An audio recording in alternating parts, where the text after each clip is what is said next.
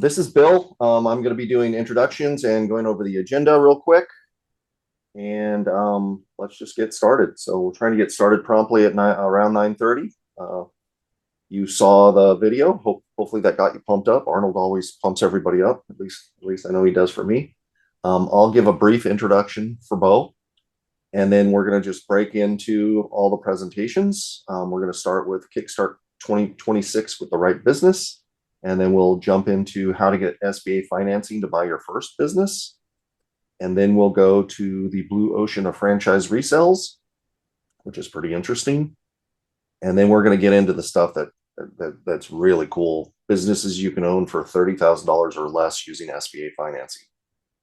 And then last but not least, you're only one deal away from getting out of your W-2. Just remember that. And remember this URL, yourperfectbiz.com. We'll throw it in the chat a few times.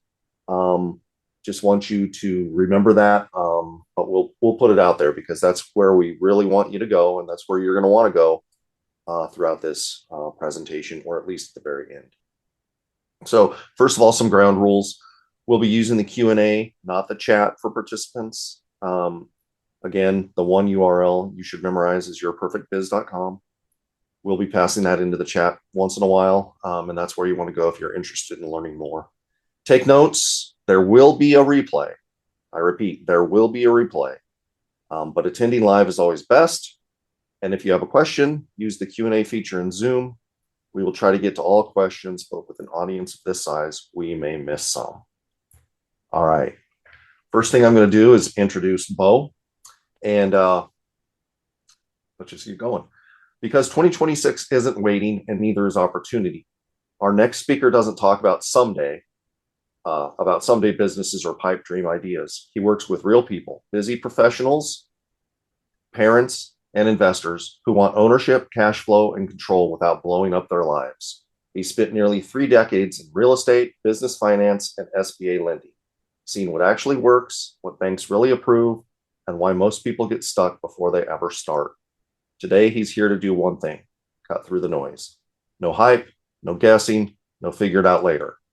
By the end of this session, you'll know what kinds of businesses are winning right now, how they're being funded, and how to stop waiting for permission to move. If you're serious about making 2026 the year you stop watching from the sidelines, you're in the right room.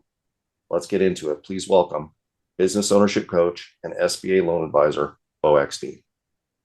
All right. Thanks so much, Bill. Appreciate that intro, guys.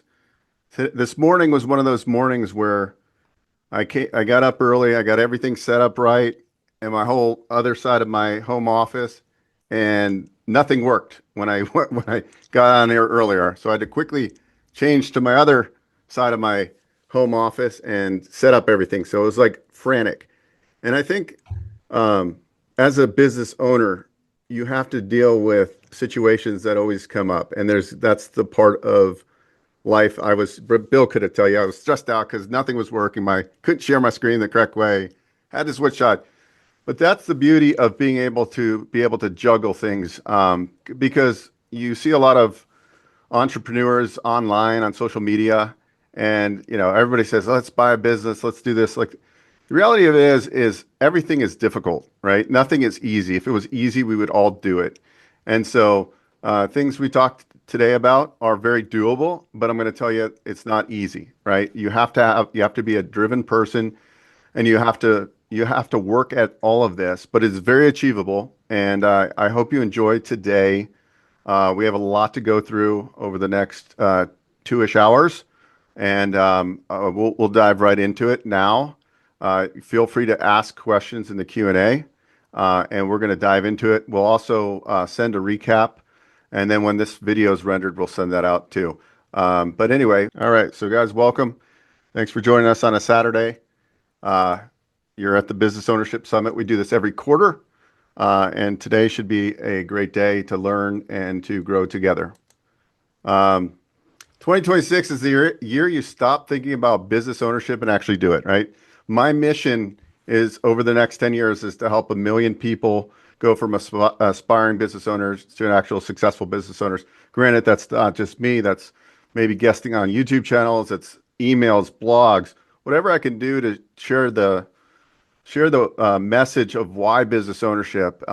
There's so many benefits. It's very rewarding. It's very challenging, but it gets me up every morning excited for the new things, the new challenges of the day. And really, with what's going on with the world and technology, a lot of people are getting displaced, and I think there's never been a better time to own a business. So let's kind of go to the next slide here.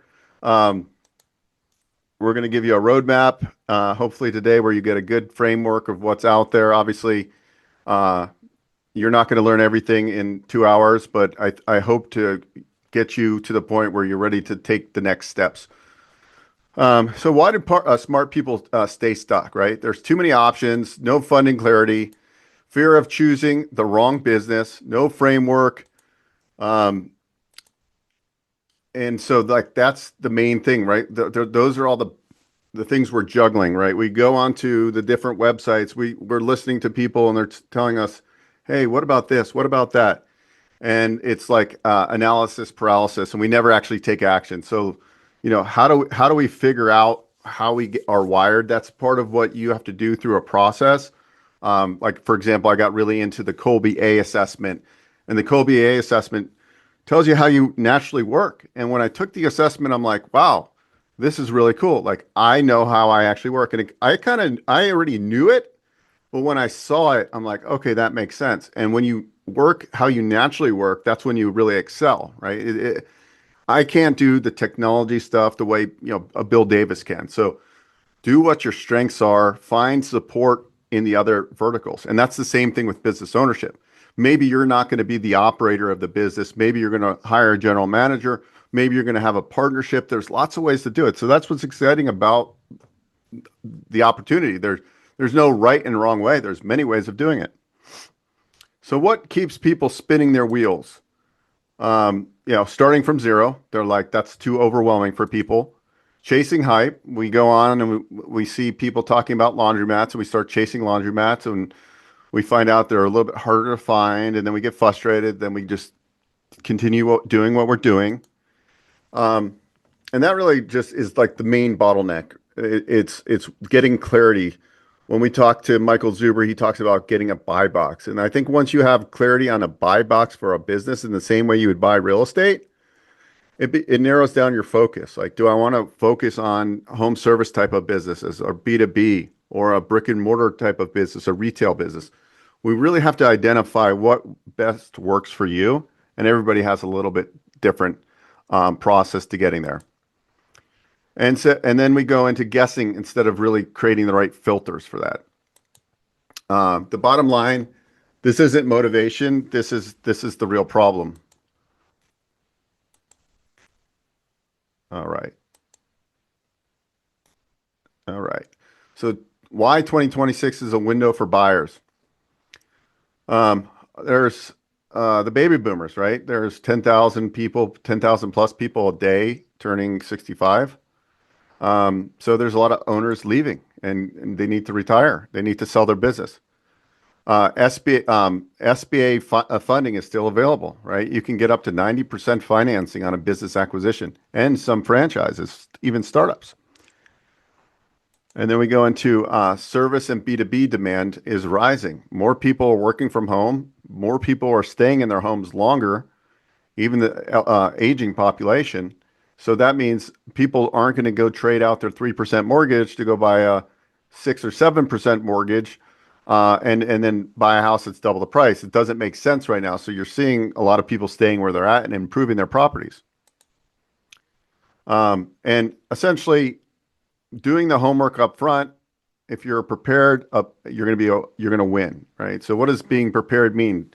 Understanding how financing works, SBA, how do you utilize it? Understanding how to position yourself as a good borrower and how to put the pieces together. Maybe you need a capital partner or whatever. We're going to talk through all that today and more, but you got to be prepared and you got to put in the reps. So when you find that deal, you're ready to execute on that deal. All right. By the end of tonight, well, by the end of today, but you'll probably need some time to do some things later today. You'll have a clear buy box. as clear as possible in a couple hours. It's going to be refined over time. A real business model or a couple business models that you're going to deep dive on in the near future that might be a good fit for you. Funding paths that make sense, and confidence, hopefully, to move forward. I know, look, I can pretty much tell when I talk to somebody who's going to end up getting to the finish line. There are certain things you just, as I've talked to hundreds and hundreds and hundreds of people who want to take action in some way, whether it's me helping them on a loan or me helping them find a business.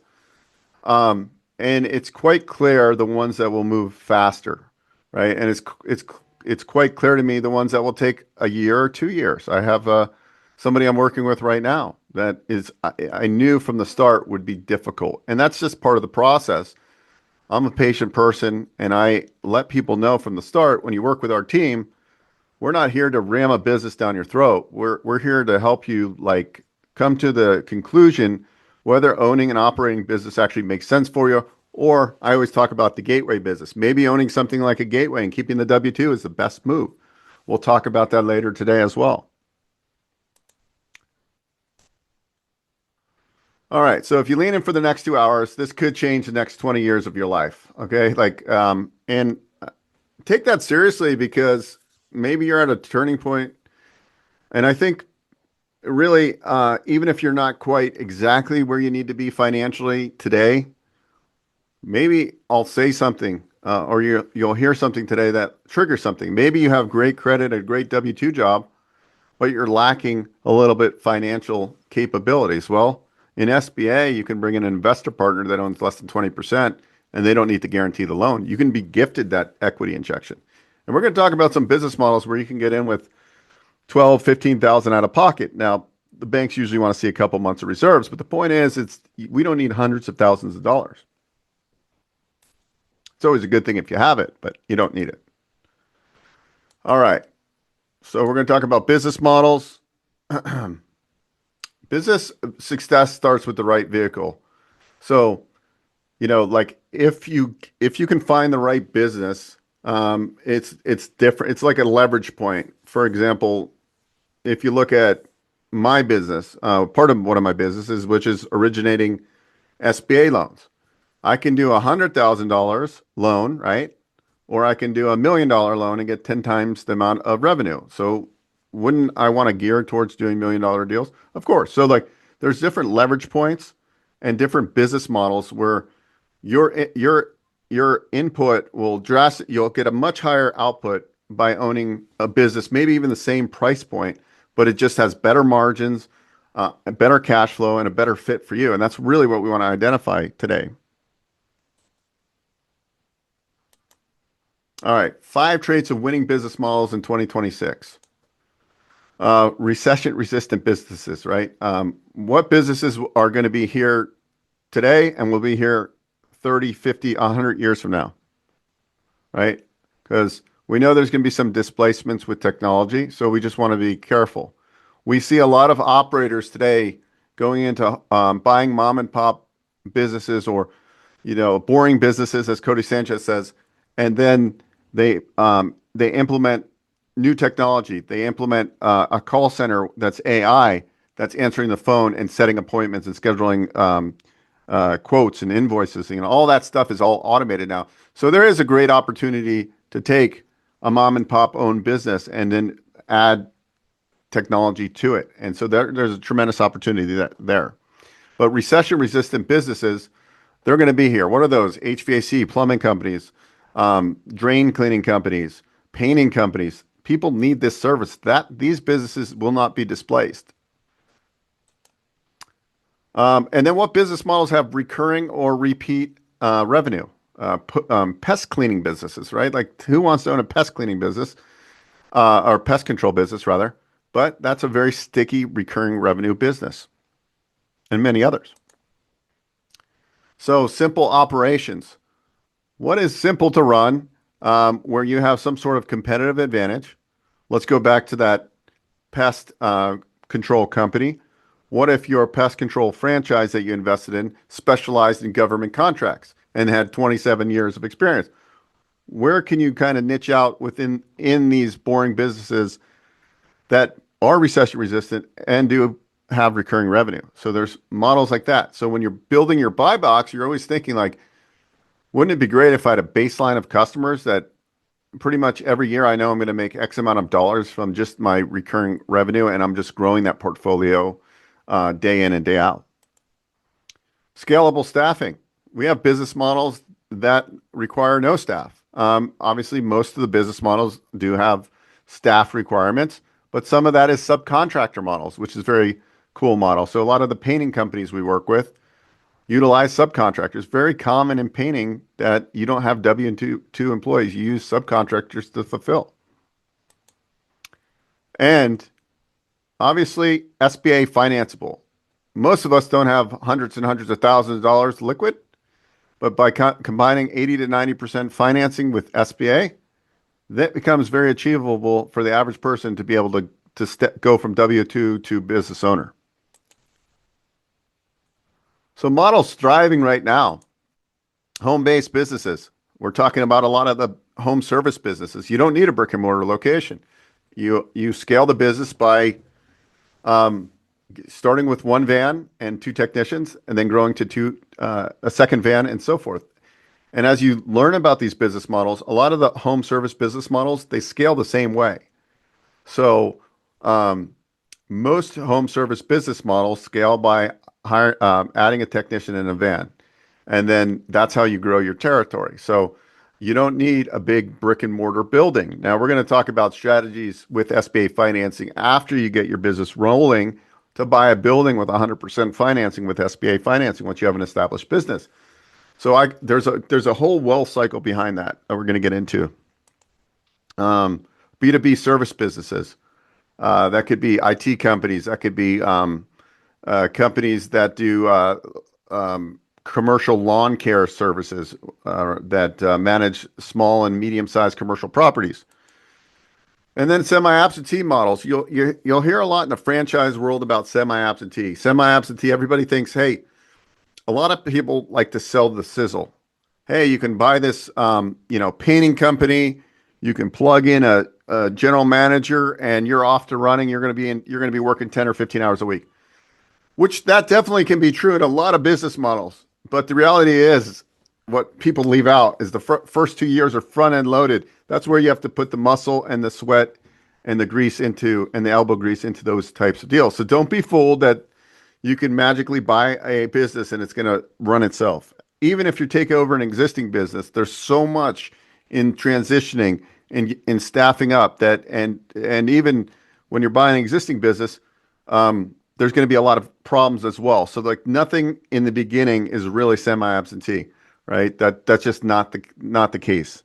Unless you have a ton of money and you already have infrastructure in place with an active business and you have infrastructure, meaning staff that can take on a lot of these responsibilities. But most of the people out there don't. And then the other business model is senior and home services, right? So we talked about the aging population.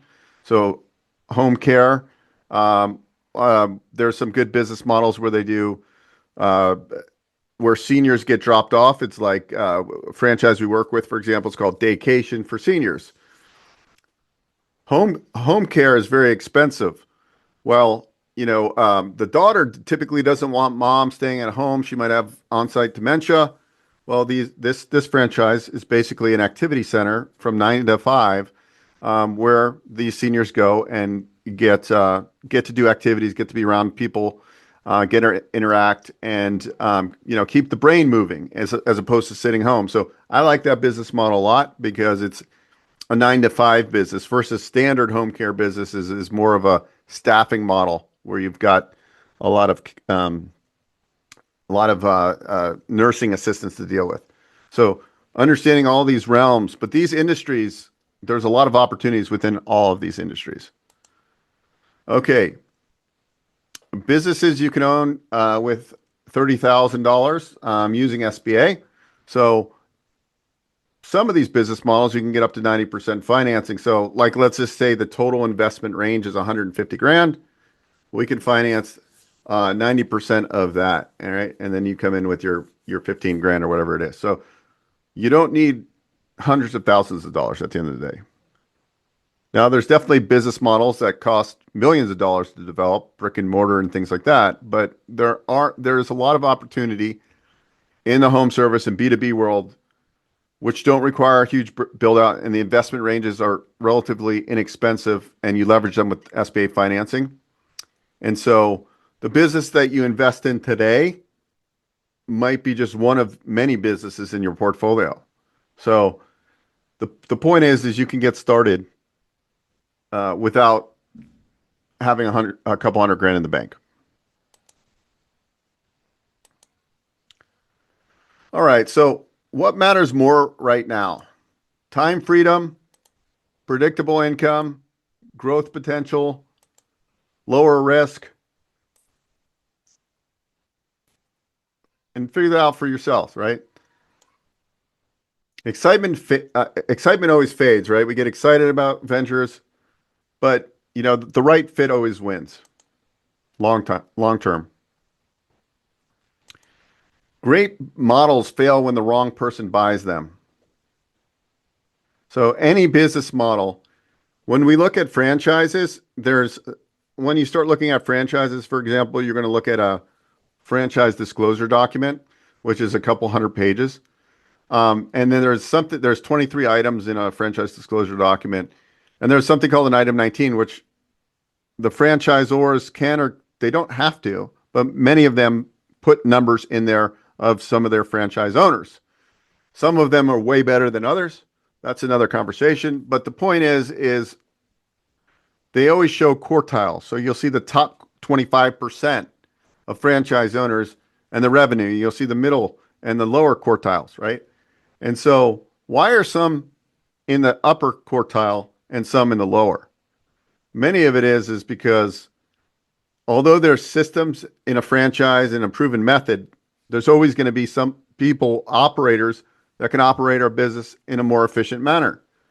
So leadership and ownership are skills that you have to develop. Like that, I've been pretty much an entrepreneur my whole life.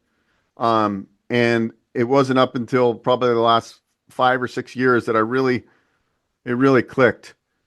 Like there's one of me, right? And I can only do so much in a day.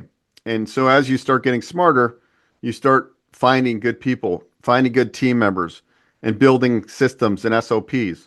Why a franchise is good for many people, especially going from corporate, is because you have coaches and you have a playbook versus starting something from scratch or buying a mom and pop. You don't have the same infrastructure. So you could have the best business model, but there's always going to be top 25% quartile and a bottom 25, right? And that's just the way it is. You have to develop those skills. So we're going to dive into the buy box. Why buyers regret their first business? They were guessing.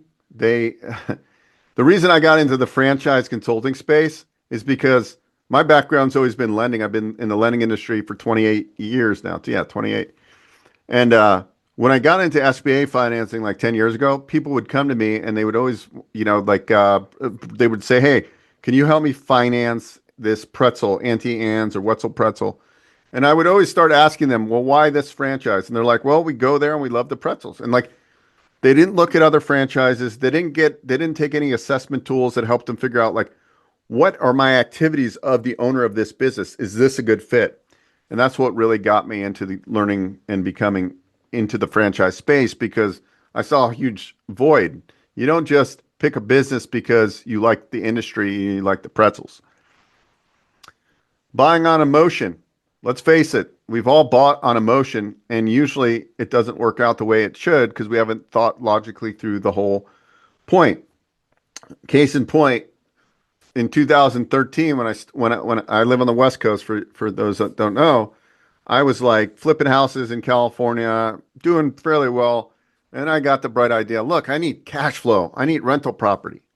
So I started buying all these houses in South Bend, Indiana, and I bought them so cheap, and it ended up being a decent deal. But the point was the cash flow never came, because when you're buying old housing stock, you're going to have a lot, even remodeling them, you're going to have a lot of CapEx, a lot of improvements you have to do. So that's why I sold that portfolio last year, because I'm like, look, it's the juice isn't worth the squeeze. And I always talk about pain points. You got to think through, what are the pain points of me getting involved in this deal, of me getting involved in investing in a deal as a passive investor, right? Like those are the things that we don't realize until years later. And we want to try to eliminate that guesswork. And I always go down and I'm always looking at business models and I get really excited. Hey, I want to do this business model. But when I start thinking about it and thinking about, okay, what's the pain point of this particular business? Like what's the competition like? What will I have to do as the owner? Then like I'll either want to pursue the business or I won't for whatever reasons. But I always talk about pain points. Think about the pain points 2 years from now, what you'd be actually dealing with, and is that something you want to be dealing with? And ignoring lifestyle fit. Like if your dream is to have what we call a laptop lifestyle, where you can go to your beach house in Mexico a couple of months out of the year and work remote, you got to figure out if that business is the right fit long term for you. So maybe some sort of home-based business where you don't need employees.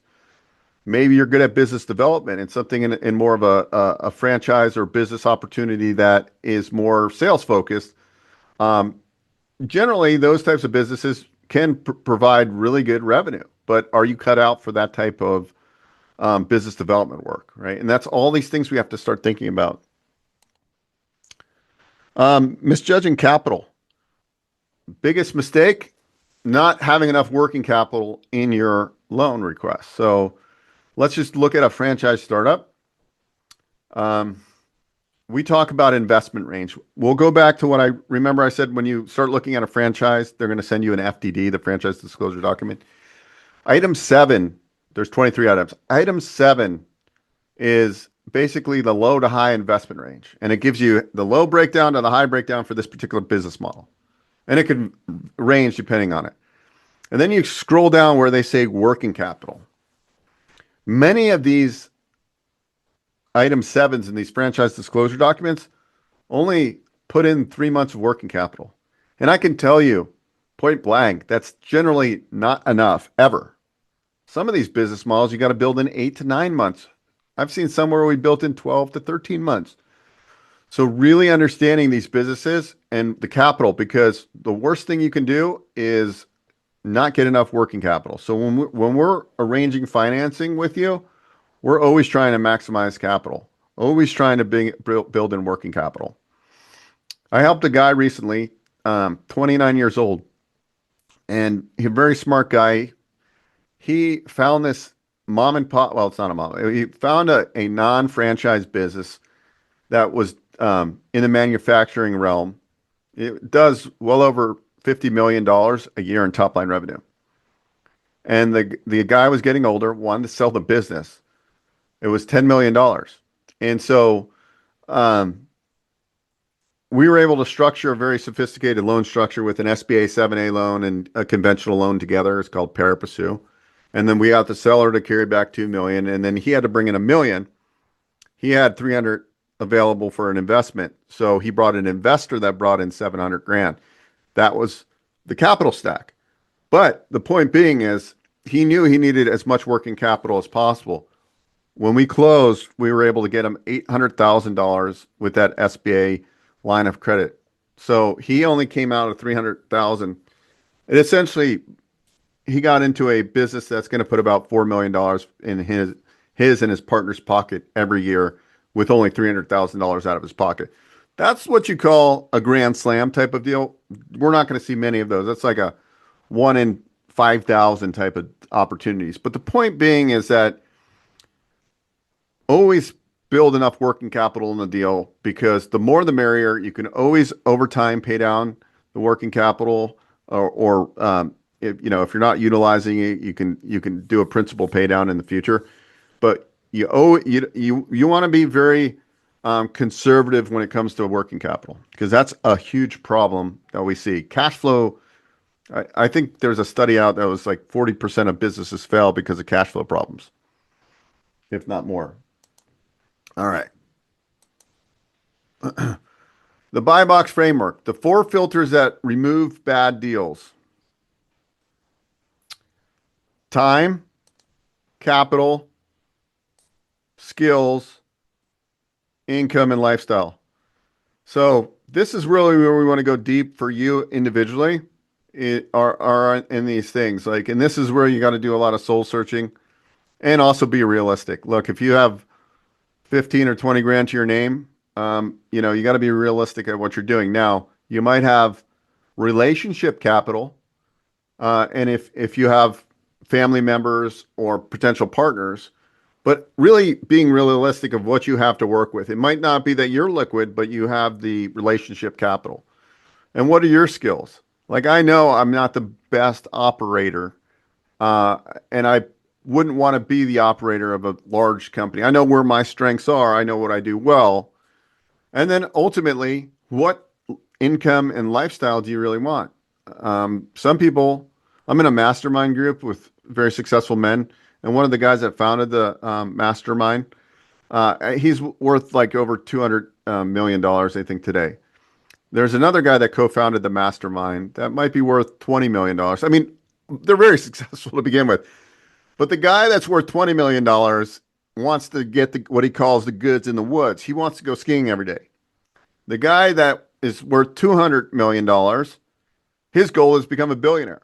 We all have different goals. For me personally, my goal is just about monthly semi-passive cash flow. What is that number for you?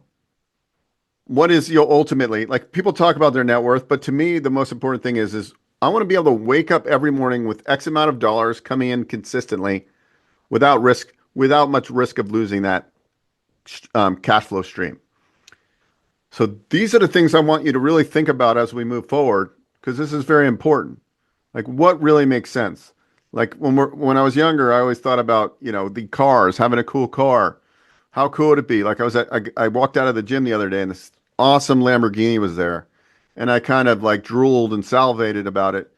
But then I'm like, does the guy that own this, or girl, do they really have financial freedom, or are they just posing, right? And so, like, I see many, many very successful people that don't spend $200,000 or $300,000 on a car for flash, and so, like, it really, like, what really matters to you? And maybe the guy is very wealthy and it's nothing to him, or maybe he loves the car. But what really comes down to your lifestyle, I think, is very important. Like, what do you see yourself doing? Like, I'm fortunate; I get to work from home. Um, I have like an office I could go into, but I don't. And I like that. But I also miss being out. I miss interacting with people. I interact on Zoom all day, but it's not the same thing. So really think about what you want in your business and in your life.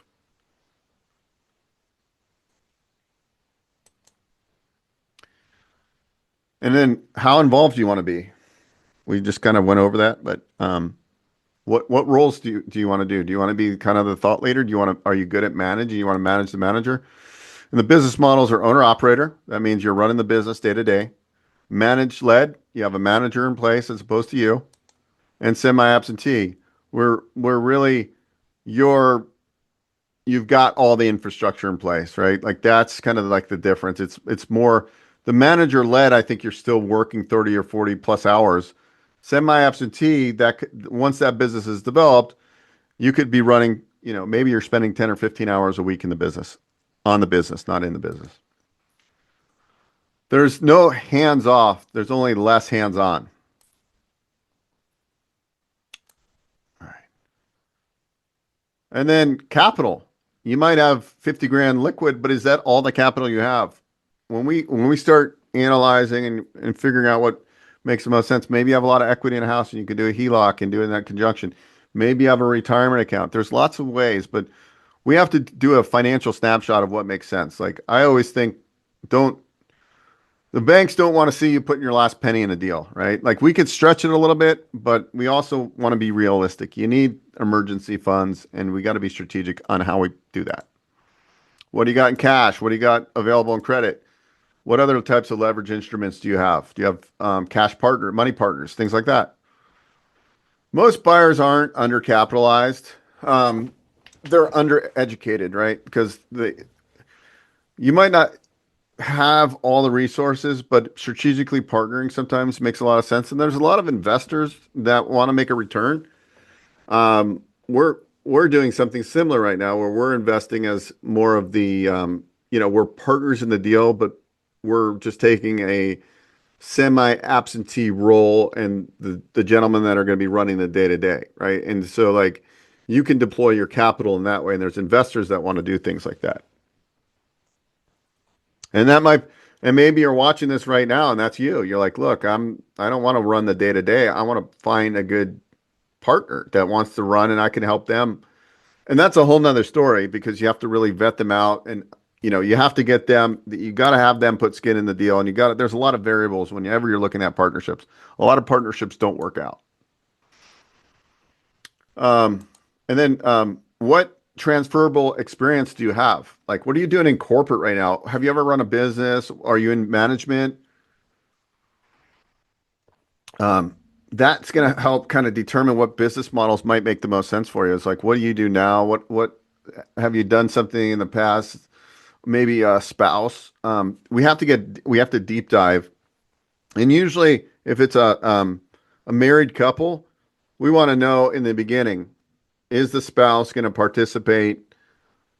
Do they have to approve the decision at the end of the you really need clarity on that whole thing.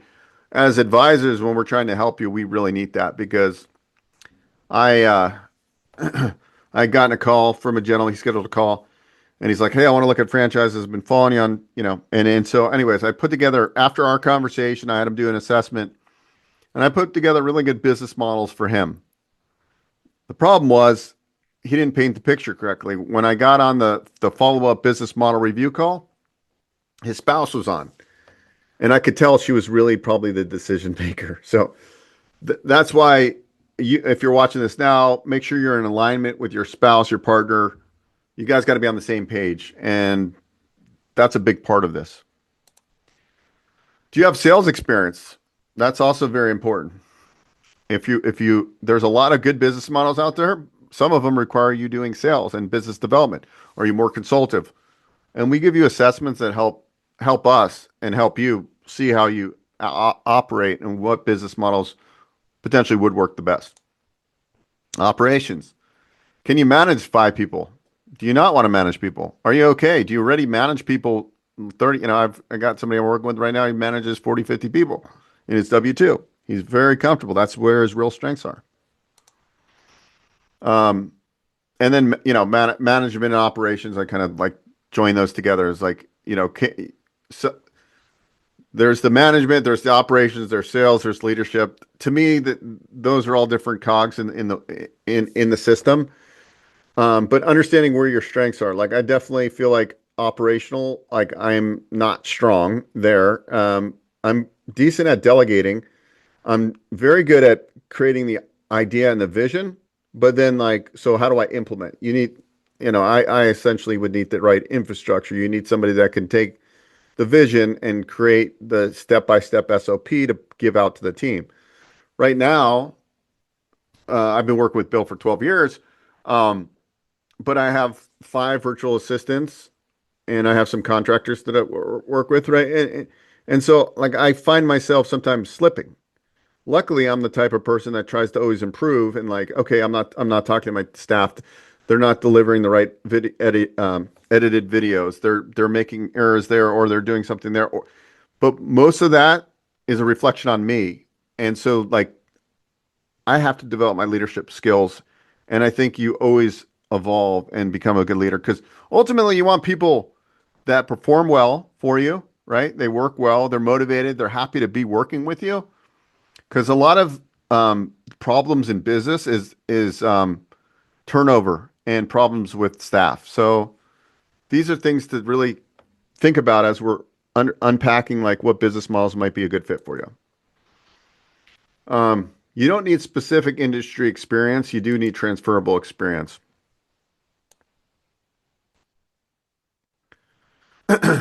Income and lifestyle. What does winning look like for you? Income floor, income ceiling, time versus growth, stress tolerance, All these things are very important as we're going through. Like some people can't handle stress. Like I was stressed out this morning. I was like, nothing is working right. But you always have a backup plan. Plan B was I came to my other computer and it was set up. But PowerPoint's still not perfect, but I'm improvising and making it as decent as I can.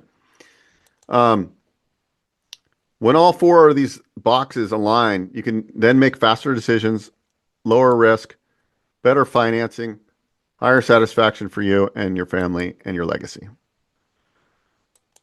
So, as you're building your buy box, realistically, what can you put into a business today? How much capital can you put in that business? What skills are you bringing to the table? What income goal are you really looking for that's realistic? Now the questions become, how do you pay for it? SBA financing. Let's clear up some myths about SBA financing. It's not a grant. It's not complicated, not only for big companies. SBA loans are just bank loans, and a portion of that loan is guaranteed by the federal government.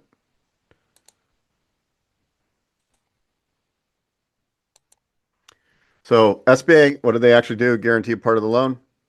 Banks provide the capital. You run the business. Loan amounts up to $5 million.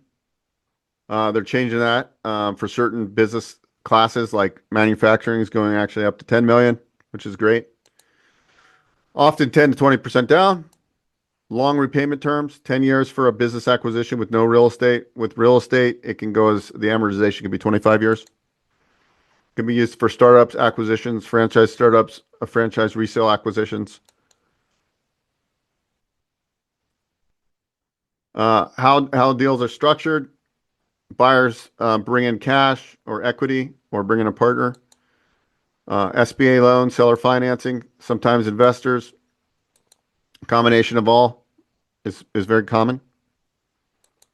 Example, buyer brings in 50, SBA loan for 425, seller note 25. There you go. And then the business should pay for itself through the cash flow. An SBA loan is a cash flow loan. We underwrite off the tax returns if it's in a business acquisition. We look at debt service coverage ratio, DSCR. So that's your first step in diligence. Does the business cash flow? Because unless you're paying cash, it's very important that the cash flows from a debt service coverage ratio if you want to get financing. So what kills deals? No buy box, poor preparation, unrealistic numbers, no guidance.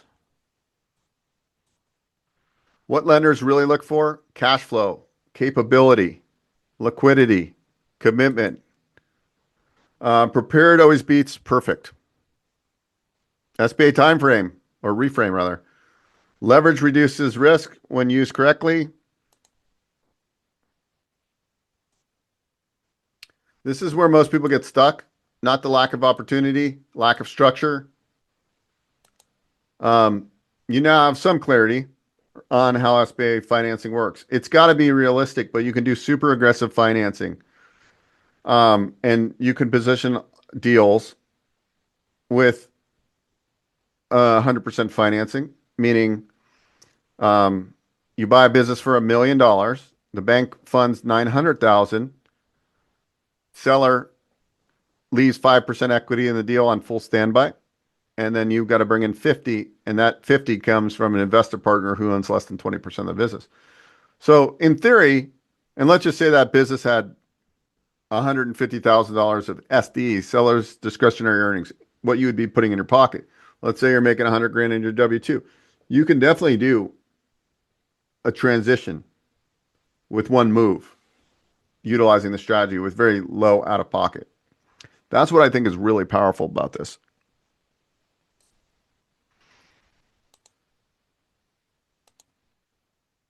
So my credit isn't good enough. Generally, we like to see 680 credit scores, but we routinely get deals done with less credit scores, especially on a business acquisition, especially if there's compensating factors. But generally, the better the credit, the the more depth to your credit profile, you have lines of credit, you have credit cards, it makes it easier.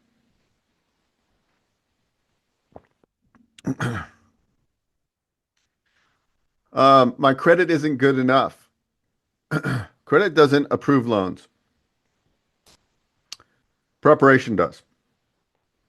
I'm afraid of debt. This is a common one. Well, this is business debt backed by cash flow. If you're buying the right business and you've done all your homework, you've done all your due diligence, it should be considered good debt. Now, if you're doing a speculative deal, then of course it's not.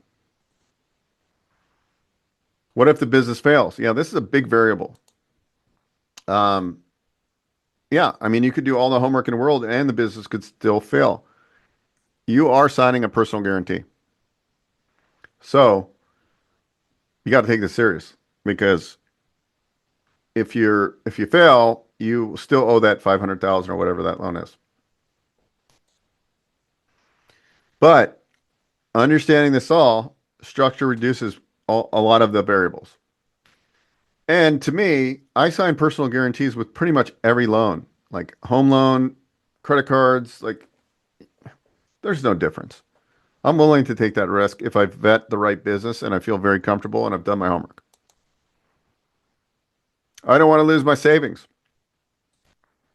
Cash is always safety net. And that's why I always say you should not put your last penny in a deal. You should still have cash reserves. And SBA is a vehicle to preserve that cash, so you still have your rainy day money because you're leveraging the bank loan. It's really not that complicated. People say it takes forever. It doesn't.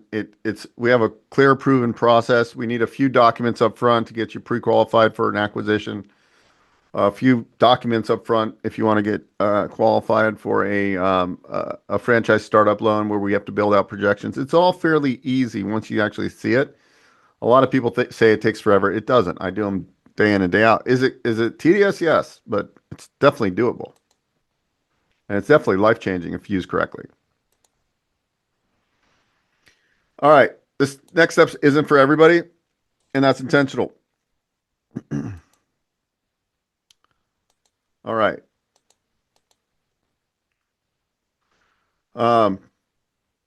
Basically, if we want better outcomes and clarity and no false hope, honesty always builds trust.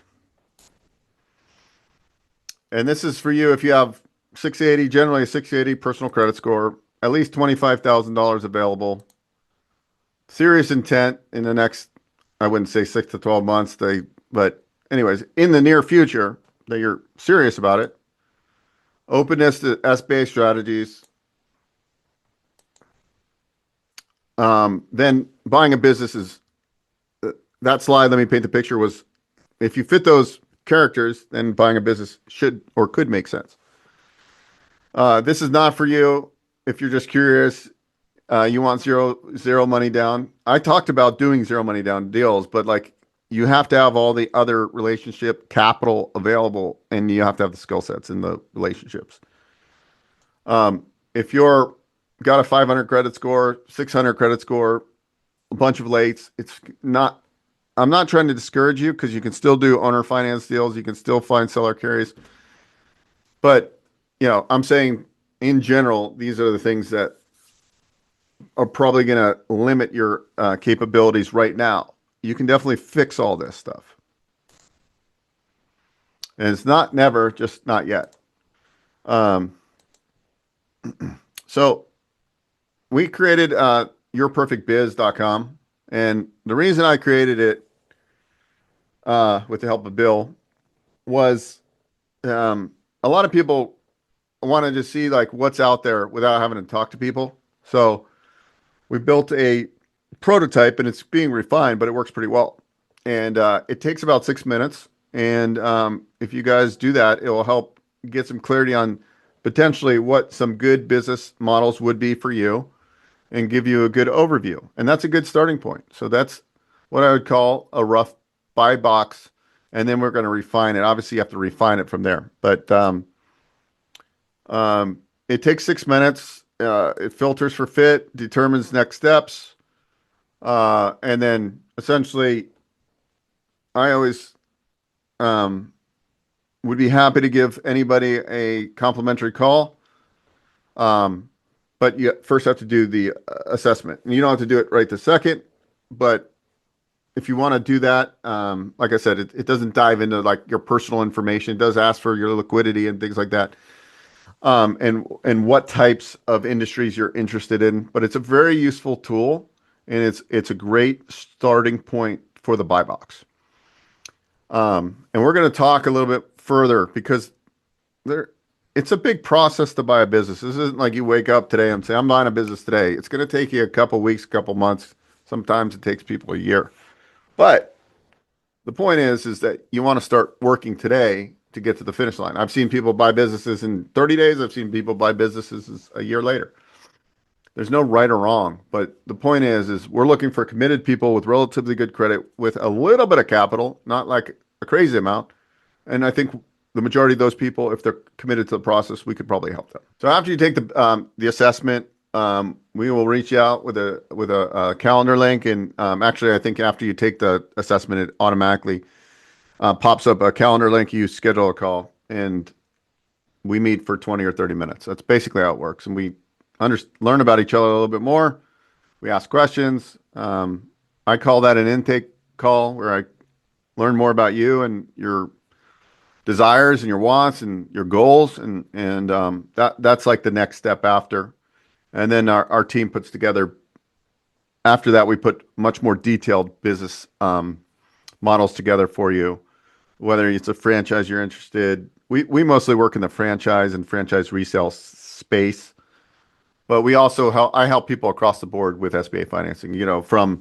I'm helping a guy with building from the ground up an RV park with SBA financing. I'm helping a guy refinance expensive debt with an SBA loan.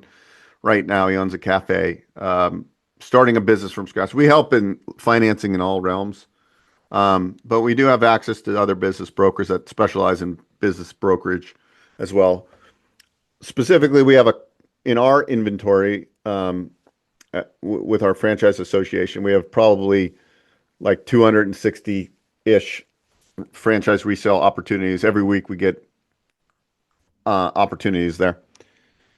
So then when we meet on the call, just circling back on this, finalize your buy box, identify 3 to 8, sometimes 3 to 8 different business models, map out like what financing looks like for your situation.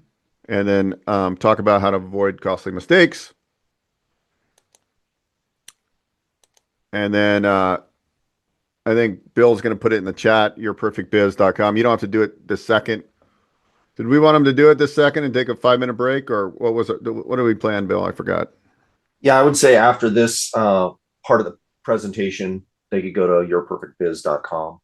For some reason, there's a technical difficulty. I can't put it in the chat, but I did put it in the Q&A. So if you go to the Q&A tab under the answered, you will see a clickable link that says yourperfectbiz.com. Yeah, we're going to also send it out again. But I took a little bit more time, so we should probably just keep plugging away, Bill, right? Yeah, go ahead. Because I somehow talked a lot. Feel free to put your questions in the Q&A. I hope I'm addressing them as we go. We do have a few in the hopper if you want to take a few questions, or if you want to finish this part, we can. I'll just finish this part and then let's do that. Worst case scenario. This is what I tell everybody. When you're starting out, you should be looking at franchise startups, franchise resales, and mom and pop business acquisitions. You go through our process. Our process, we don't charge you anything, first of all. How do we make money? I make money if I refer you to a bank, they pay me a referral fee. If you invest in a franchise, they get a referral fee. I don't charge you money. So like I have an abundance amount of people that get on my calendar every day, and I love that. But I also want to work with non-tire kickers, if that makes sense, because my time's valuable, just like yours is. So, but this is what I tell everybody I work with.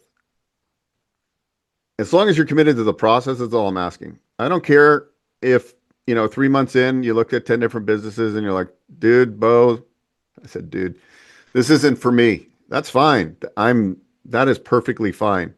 As long as you show up to our calls, you show up if we introduce you to a franchise and that's all we ask for. We want people that want to take action, right? I want to hit my 1 million successful business owners in the next 10 years. So I want you to be one of those 1 million people.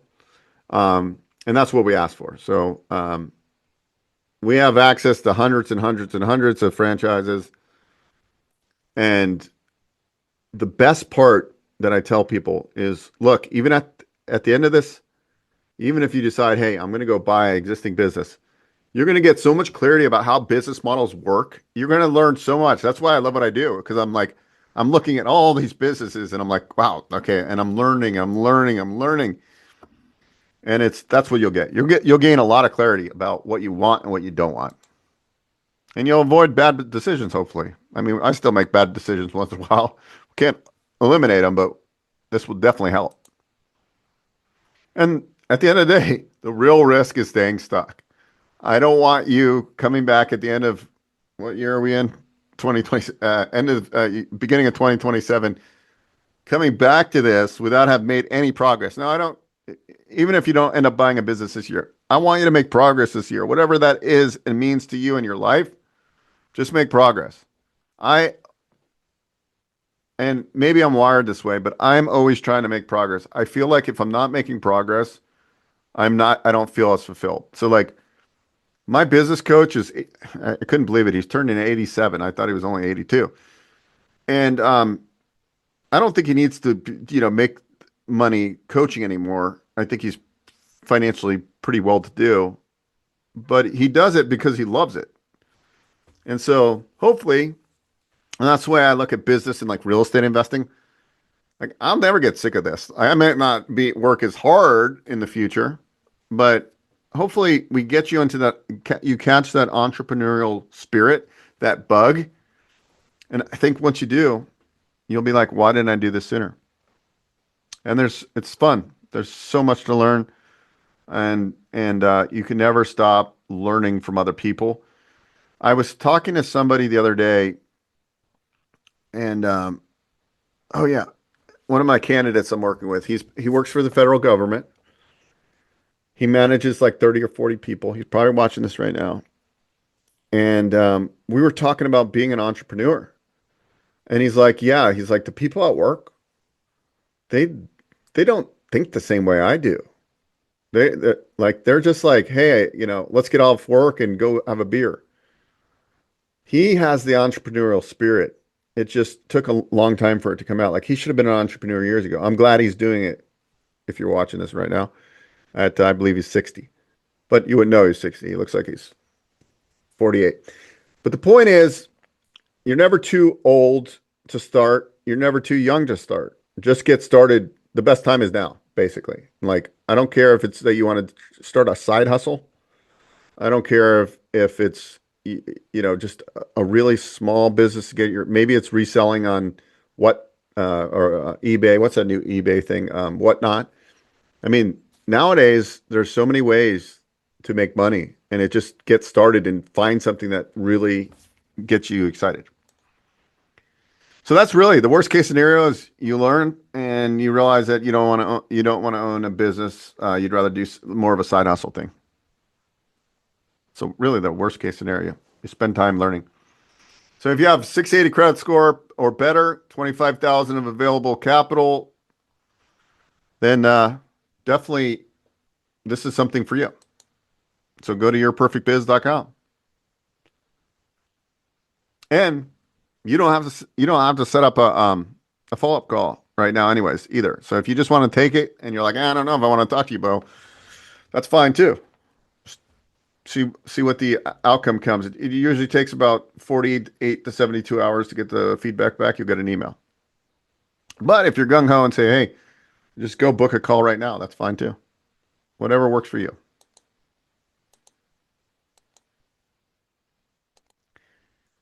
All right. And hopefully my calendar gets filled.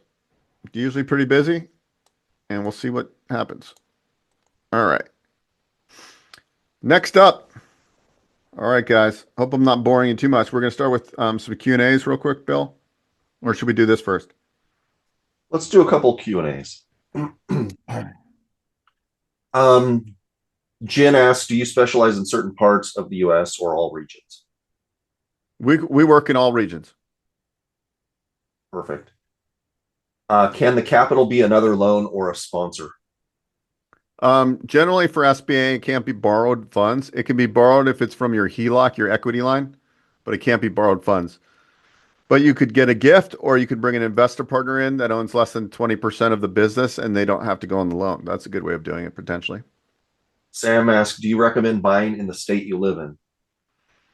Um, Definitely, unless you're a very experienced operator. Um, can we start the process if our credit is not where we want it? It's gonna be hard to get SBA financing. Like if you're, under 680 right now, unless it's like if there's a story behind it and you have some assets and like there's compensating factors, then possibly like we helped a guy with a 641 recently, buying a business, but it's getting a little bit harder, tighter. So I would take a deep dive on what's on your credit, um, and see if you can clean it up. And a lot of it comes to utilization. You got to keep your utilization under 30% of high credit limit. And there's a lot of techniques in regards to credit. Like I always tell a story. I'll tell it real quick. I Before I moved here, I live in Las Vegas now. I actually live in Henderson. But when I lived in the San Francisco Bay Area, I flipped a lot of houses, and I was doing a deal with a contractor partner friend of mine, and let's just say I missed the ball on a few things, and he missed the ball on a few things, and he did not manage the construction budget. All of a sudden, I realized there's going to be another 70 grand to fix the project. And I used my personal credit cards, and my score went from a 720 down to like a 580. From that point on, that's when I really thought about like business credit. And I don't know, I probably have 30 or 40 credit cards right now. The majority of those are in my business name and they do not report on my personal credit report. So that'll be another topic one day, but like really just building that up and being able to arbitrage money via your credit. Now, you'll get 0% offers. There's ways of, getting points and being strategic. But now let's just say I found a great opportunity and I needed 30 or 40 grand. I didn't have it in my account or 50 grand or whatever that was. I have these credit lines that I can tap into. So like it's definitely not an overnight game. It's a long-term game. But after I sold that house, and I actually lost money on that house. I won more than I lost, but that was a loss. Um, and that was partnering with the wrong person. Um, but after that happened, I never wanted to be in a bind again. So I really spent time just really being meticulous with my credit, making sure everything's paid on time. And I have so much going on; it's easy to miss payments. I know, but get structured because when your credit is good, you get so much more benefits. You go get a car loan, you get 100% financing. When I bought my Expedition, I got 100% financing, but I was able to write it off for business, 100% of it, or 90% of it.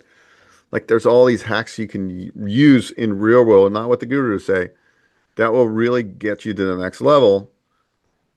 If you don't have a bunch of capital sitting around. Some people have a cash problem. They just like they made it big somehow. They have they don't need to maybe play the credit game, but even if you have a lot of liquidity, you can arbitrage your credit, and most people do that. I mean, even people that would say like you could pay cash, well, but they want to use their money for other investments, so they usually want to leverage. And if you leverage correctly and build business credit the right way, that frees you up. So that was a long-winded answer, but I think like I love it, but we got to break down where you're at with your credit and what you need to do to get the credit good. And just a last note on credit, just have top tier credit cards, guys. Don't get Victoria's Secret or Macy's or that's not top tier credit cards. Get only like Chase, Wells Fargo, Bank of America, personal credit cards. Utilize them a little bit, pay them off each month. Keep your utilization well under 30%. I keep mine probably at 5%. And then occasionally increase your credit line. And then once in a while, I take advantage of the 0% offers that I get and I arbitrage the money. But anyway, that's enough about that. There's a lot of good things you can do there. Uh, let's do one last one. So Kiana asked, and this is kind of long, but I think you can answer pretty quickly. When obtaining a loan to purchase a business, would the loan be based on the business financial statements or your personal financial statement? And if you are a new owner entrepreneur, how would you purchase it? I think she meant existing business without your own business statements. Sure. Okay. um, so the first thing we start with, there's kind of two. I'm going to give you a quick framework. One, does the business cash flow and will the cash flow from that business be able to cover the debt payment and then some? That's step one. Okay, so what do I need when we're doing a business acquisition? And I'll put on my SBA loan advisory hat. Is right now I would need tax returns from the seller for their business. So we would need the year 2022, 2023, 2024. We need a year-end profit and loss for 2025 and a balance sheet. So you get that from the seller. You say, "Hey, Beau, I'm buying this business for 500 grand. Does it meet?" And then what we do is we do a cash flow analysis. Will it support? And then if it does, we could finance up to 90% of that acquisition, right? So that means you have to come in with 50 grand to close on that loan. Now, half of that could be carried back by the seller on standby. So you could potentially buy that $500,000 business for 25 grand if all the stars aligned. Now, from you, I would ask for 3 years of tax returns, recent W-2, a resume, a Form 413, which is a SBA financial statement. If you own any other businesses, we need the financials for those businesses as well. If you own 20% or more of any other companies, and we need 3 years of financials on that. I take that.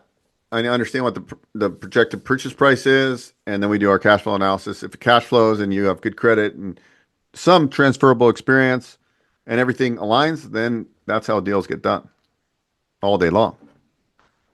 But if you don't, you need good credit. You need outside cash flow generally that covers your outside expenses. And if you're a little bit light on your equity injection, you can bring in an investor partner or get a gift. Did that cover that question, Bill? It did. Thank you. All right, go ahead and keep going. I know there are other questions in here, but I'm trying to slot them into appropriate places in the overall presentation. So all right. Again, we will try to get to all of them, but no promises. All right. The SBA Loan Playbook. All right. This training is for you if you want to buy a business. You're considering a franchise startup or a resale. You want to replace or supplement your W-2 income. You want to use leverage instead of cash. You don't want to learn this the hard way. What the SBA actually does and doesn't do. The SBA does not lend the money. Banks make the loan. SBA guarantees a portion of the loan. This reduces risk for banks. That's why they like to make these loans. And the other reason they like to make these loans is because they make a ton of money. They make a ton of money selling the guaranteed portion off in the secondary market. It's not because they want to help you. But you know what? At the end of the day, the SBA loans are really like one of the best wealth building tools I've ever seen if you can utilize them. Like seriously, amazing tool.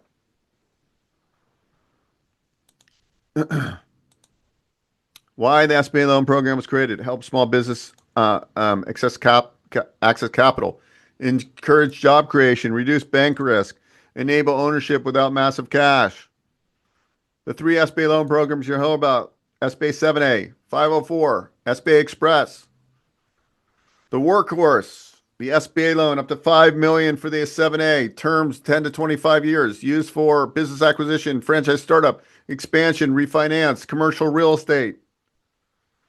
Eligible uses of funds: existing businesses, franchise startups, franchise resales, equipment, working capital, owner-occupied real estate. Common disqualifiers: passive investments, speculative businesses, gambling, no gambling business, no lending businesses, no illegal activities. The most misunderstood part of SBA loans, typical requirement 10% down can come from cash, seller financing on standby, gift funds, retirement rollovers. There's something called the Rob's rollover. We can get into that later. I'm not in love with it, but sometimes it's very useful and it can be something that makes sense. How smart buyers reduce cash required. Seller notes can replace cash, strengthen approval. They must be subordinate to the bank loan and generally on standby for 2 years. Well, that's not necessarily, that's kind of a, so the rules are you can have multiple seller notes. For example, let me give you $1 million business. I make a loan for you for 900 grand. The seller carries back 5% of that 100 grand you have to come in with. So he carries back 50 grand. That anytime you always got to come in with 10% equity. If the seller carries back 5% of it, it's like they're leaving equity in the deal. That 50 grand can accrue interest, but he can't get payments for the term of the loan. Now, usually it gets paid off earlier, but then you only have to come in with 50 as opposed to 100,000. So in that case, it needs to be on standby for the full term of the loan. Now, sometimes 50 to 60% of all businesses that sell, it might be 40 to 60%. I don't know what exactly, somewhere in that range. It's very common to get seller financing as part of the strategy when you buy an existing business because a lot of times they want a certain price and so we can, when we do a cash flow analysis, if we're not quite there, we can get very creative on how we structure and we go back to the seller and tell them, hey, we're going to buy it like this and you're going to carry back this much and that much. And you can have 2 or 3 notes. It doesn't have to just be one seller note. So the point is you can be very creative on making the deal a win-win. And sellers, if they get the cash all day at close when they sell the business, it's usually not the best thing for them because they have to pay tax on that full boat that year. So we like to educate them with the CPA and get them to take some part of that note over a period of time. It's better for them anyways. Banks underwrite 3 things: cash flow, character, and experience, or support system. Debt service coverage ratio measures ability to repay the loan. Target 1.25 or higher. SBA guidelines say 1.15, but that's a skinny deal. Based on historical earnings, add backs, new debt payment.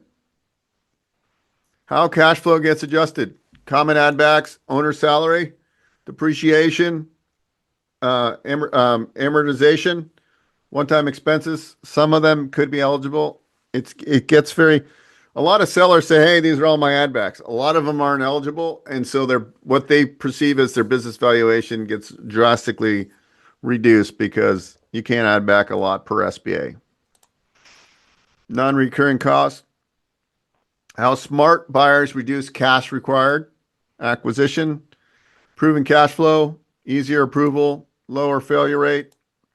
Startup, projections only, higher risk, higher scrutiny. Unless it's a franchise, because franchises, if they're on the SBA approved directory, are fairly easy to finance and get 90%, as long as they're a very established franchise, not meaning an emerging franchise where they have 1, 2, or 3, 5, or 6 locations. A mature franchise is definitely have over 50, 50 locations.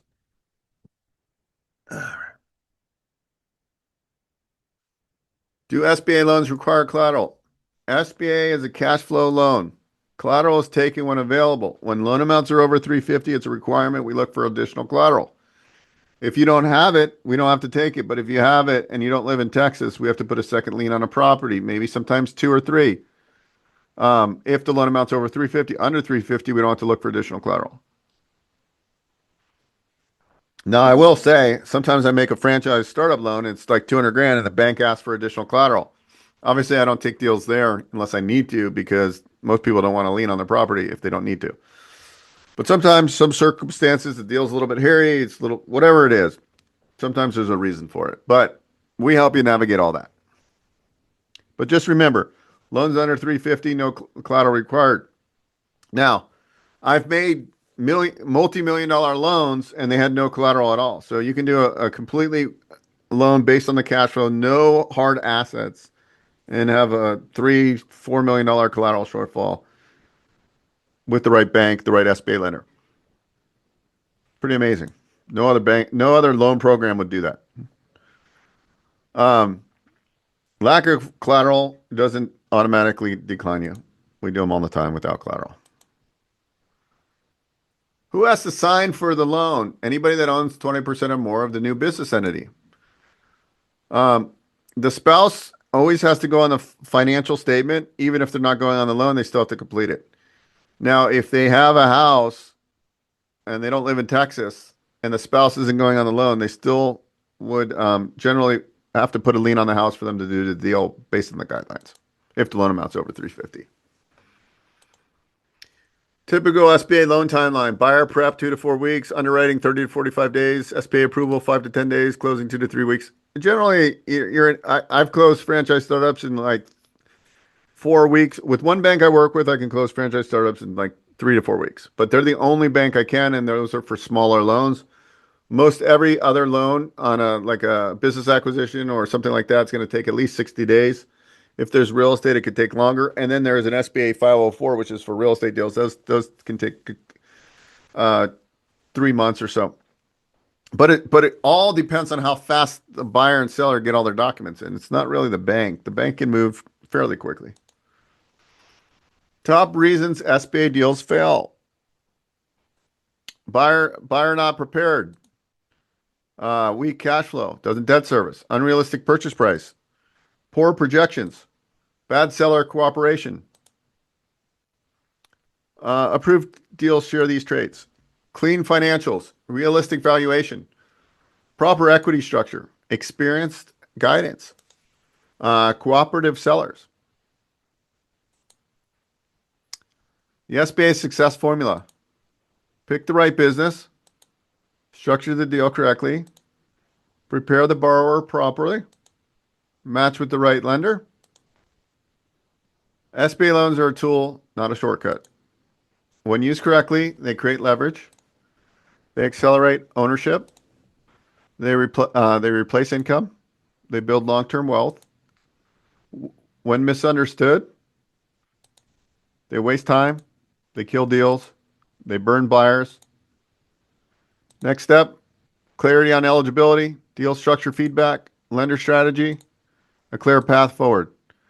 So anyways, once you get to the point that you need financing, like you're looking at a business acquisition, you now know what you need to get. 2023, and it will change after the next tax filing. But right now you need 2022, 23, 24, seller tax returns, year-end profit and loss for 2025, and a balance sheet, and then your financial package. Once you get that stuff, you're ready to figure out, does it cash flow from an SBA perspective? And then you upload those documents to me. And so I'm not the lender. I'm an SBA loan broker. I call myself an SBA advisor, whatever you want to call me. Generally, I don't charge you a fee. Like I said earlier, the banks pay me a referral fee. My objective is to actually get your deal done. Because if you don't go to the right bank, we work with PLPs, which are preferred lenders for the SBA program. Most of them all lend nationally. So even if they're a small community bank, they lend nationally on the SBA program. But you could a lot of people go to their local bank that they have a relationship with, and they're not PLPs. They have to send the file to SBA. They don't understand SBA, and they're not. We can nip that in the butt pretty quickly, because the worst thing you can do is take it to the wrong bank, get dragged down the road for 60, 90 days, and then the seller gets pissed off and walks. We can eliminate that for you most of the time. But the deal has to make sense. All right. So when you get to that point, you can always go to bookwithbeau.com and schedule a call.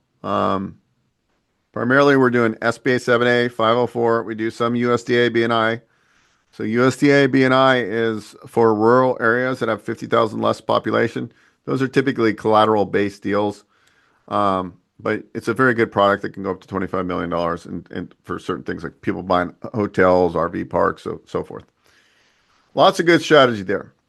We also do working capital loans too. So SBA's got working capital loans. If you have an existing business, we can help you get some working capital. All right. Any questions there, Bill? That was a Yes, duplicate. this is a really good question. Is there, Adam asked, is there any cap on how many SBA loans you can get? Good question, Adam. You can have up to right now $5 million in aggregate SBA financing.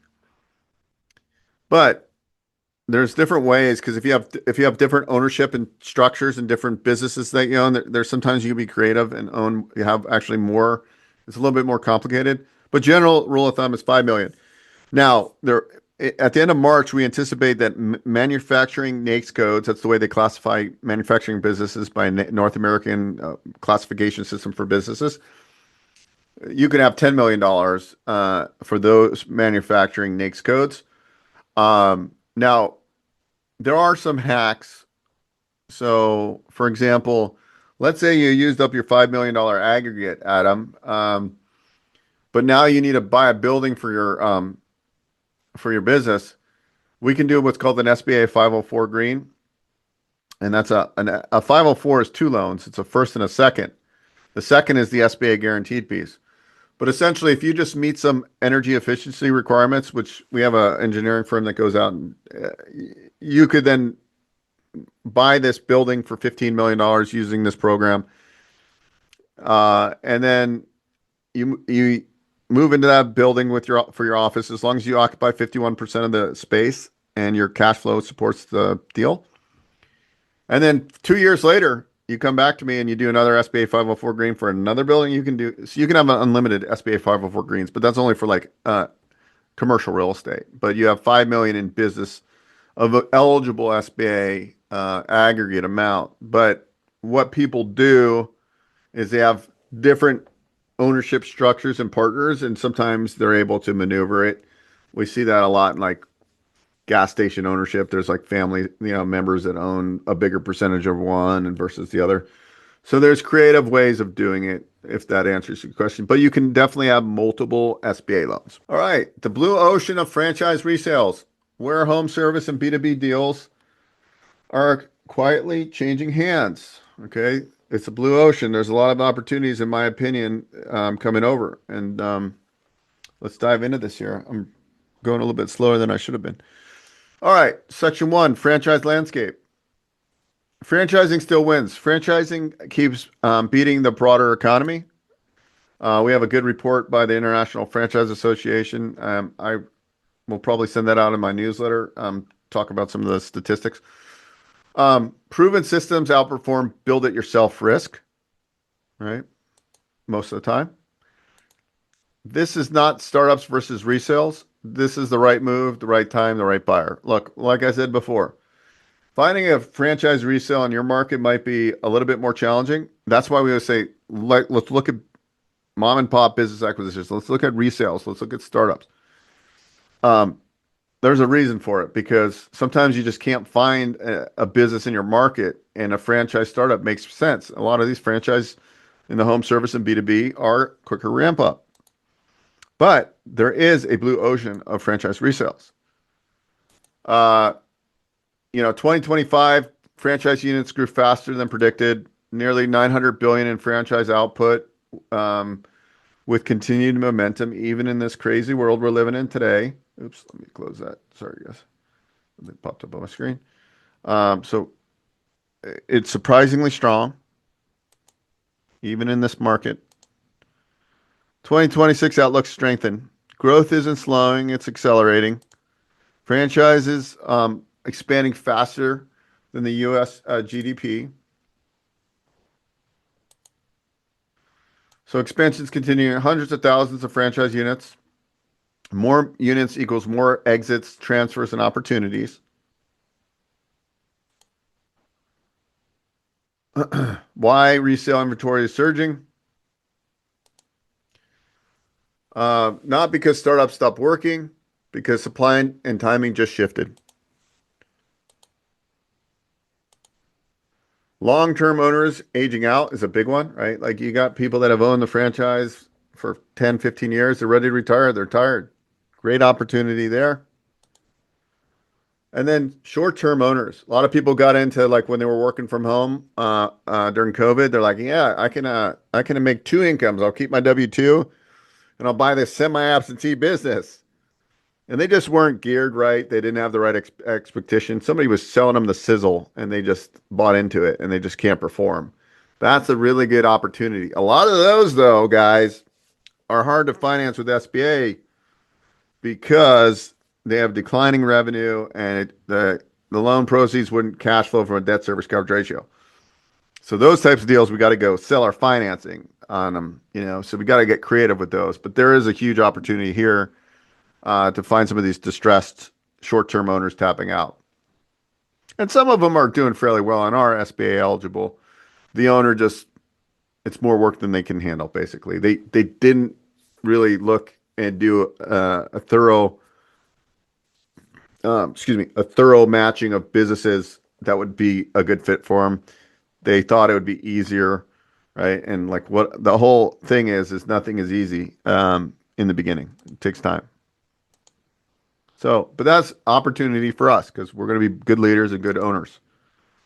The silver tsunami, owners who built real businesses now choosing lifestyle, liquidity, or legacy.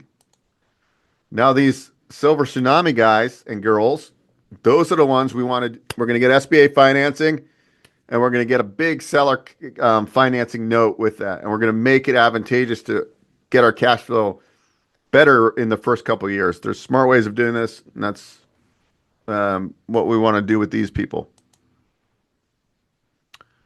All right. Most resale franchises are profitable. These are exits, not failures, but there are a bunch of failures too. And then renewal windows force decisions. Usually franchise agreements can be anywhere from 5, 10, 15 years. And sometimes they're like, look, we're coming to another renewal. Do we really want to run this business for another 5 or 10 years? That's an excellent time to swoop in. You're getting a lot of people I think over the next 12 to 24 months that are going to be in these renewal windows that are ready to just go to Mexico and sit on the beach and retire. They're tired. They're probably owners that didn't grow the business the way they should. For example, the one deal that my colleague brought in, the guy was like the third or fourth worst performing franchise owner in the system. He's been there 12 years. He never grew the business. He was always a guy in the truck. There's a lot of those opportunities. Now you come in with an owner's mindset, and we think about Michael Gerber's book, Working on the Business, Not in the Business. We understand how technology works. We understand how automations work. We understand that when people need their toilet bowl plunge or fixed because it's backed up, they're going to go and the first person to answer the call, they're going to book that appointment. Understanding those premises and how to utilize technology so you're not the one answering the call.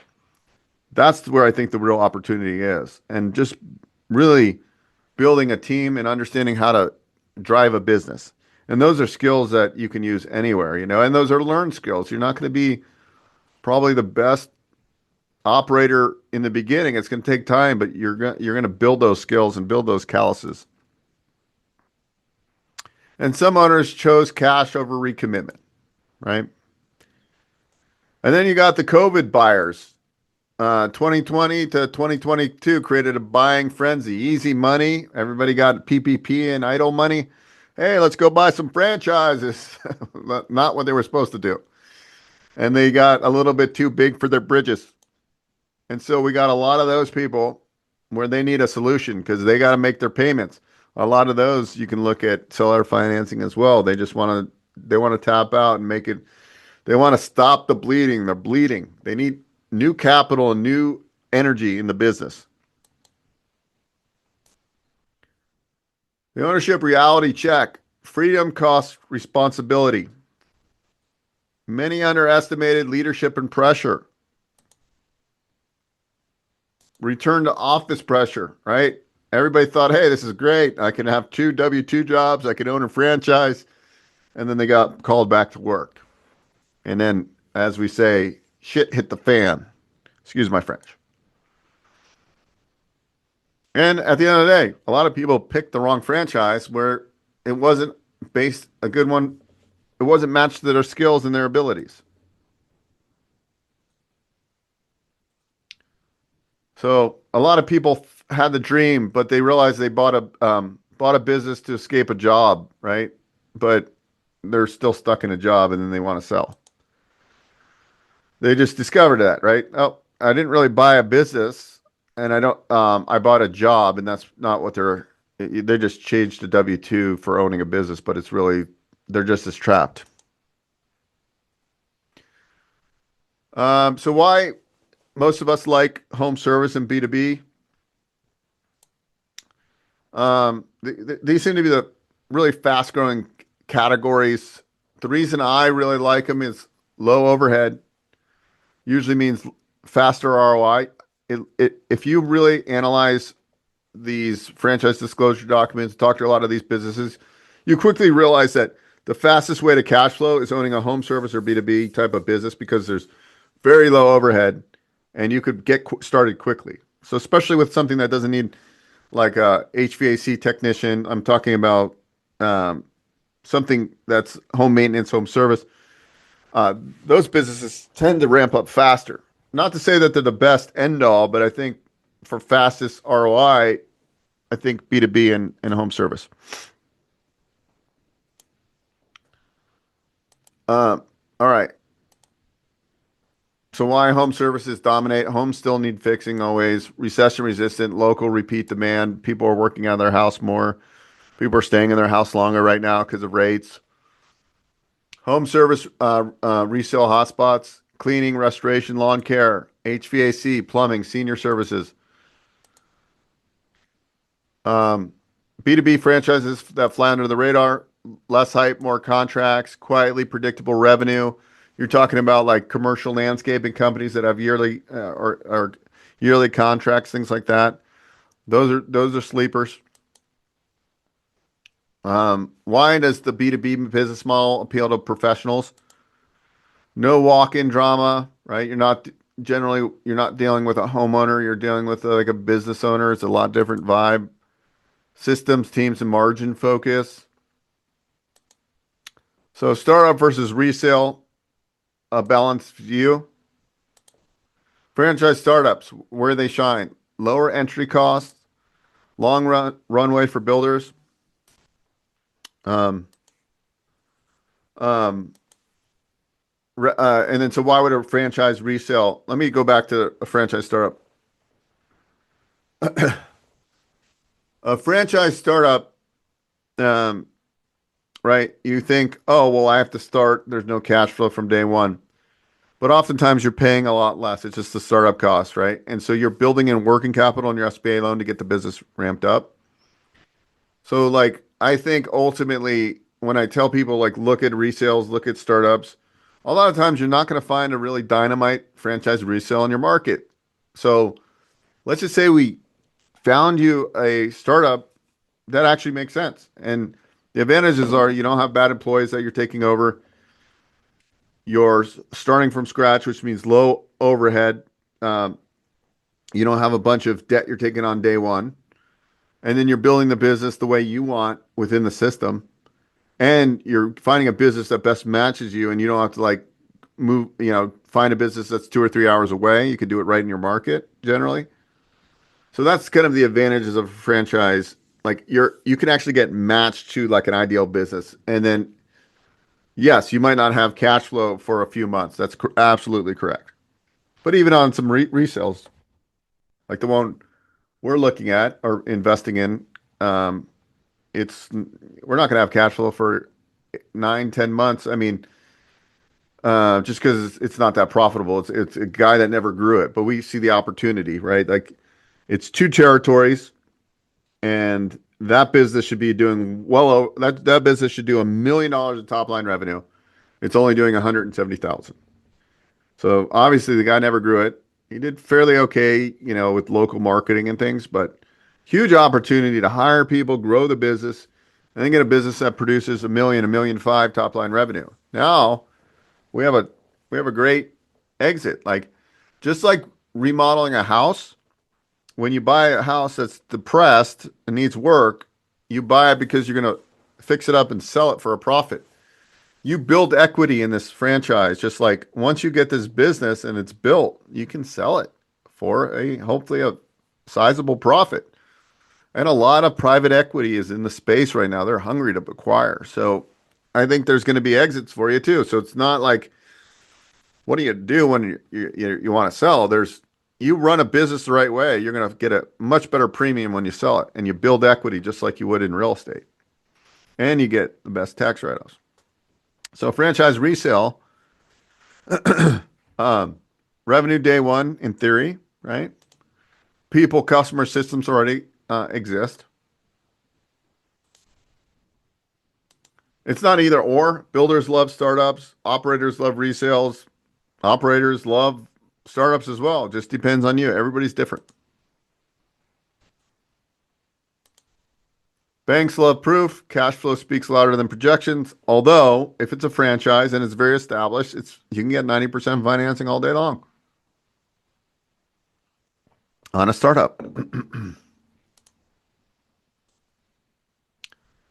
Risk profile comparison. Startup equals market risk plus execution risk.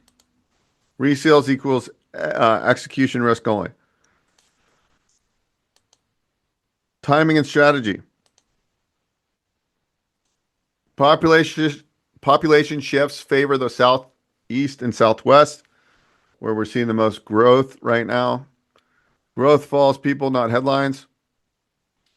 But it doesn't matter. You could be in a town of 50,000 people in a non-growing area, and if you have a product, service, or business that is needed, you'll probably be in demand. Labor and automation trends, wages, labor and automation trends, wages rising, efficiency matters, right? Like these are all the considerations. Tech is quietly boosting margins. So I think people that were answering phones are getting displaced, and people are using AI callers and call centers now and using technology, which they're able to trim some of the fat. So why is this window unique? There's more sellers than usual, fewer prepared buyers than expected. And the takeaways here. The real opportunity, not resales are better, but alignment beats ideology. Final thought here, franchise wealth is built two ways, starting smart or buying smart. And that was the end of the blue ocean for franchise resales. So let me just kind of wrap that up real quick. We're going to the next section here. I know we're kind of running out of time, so I'm trying to, there's great opportunity in a lot of different arenas, whether it's a startup, whether it's a resale, whether it's a mom and pop. It's just around like what makes sense for you. I think ultimately, you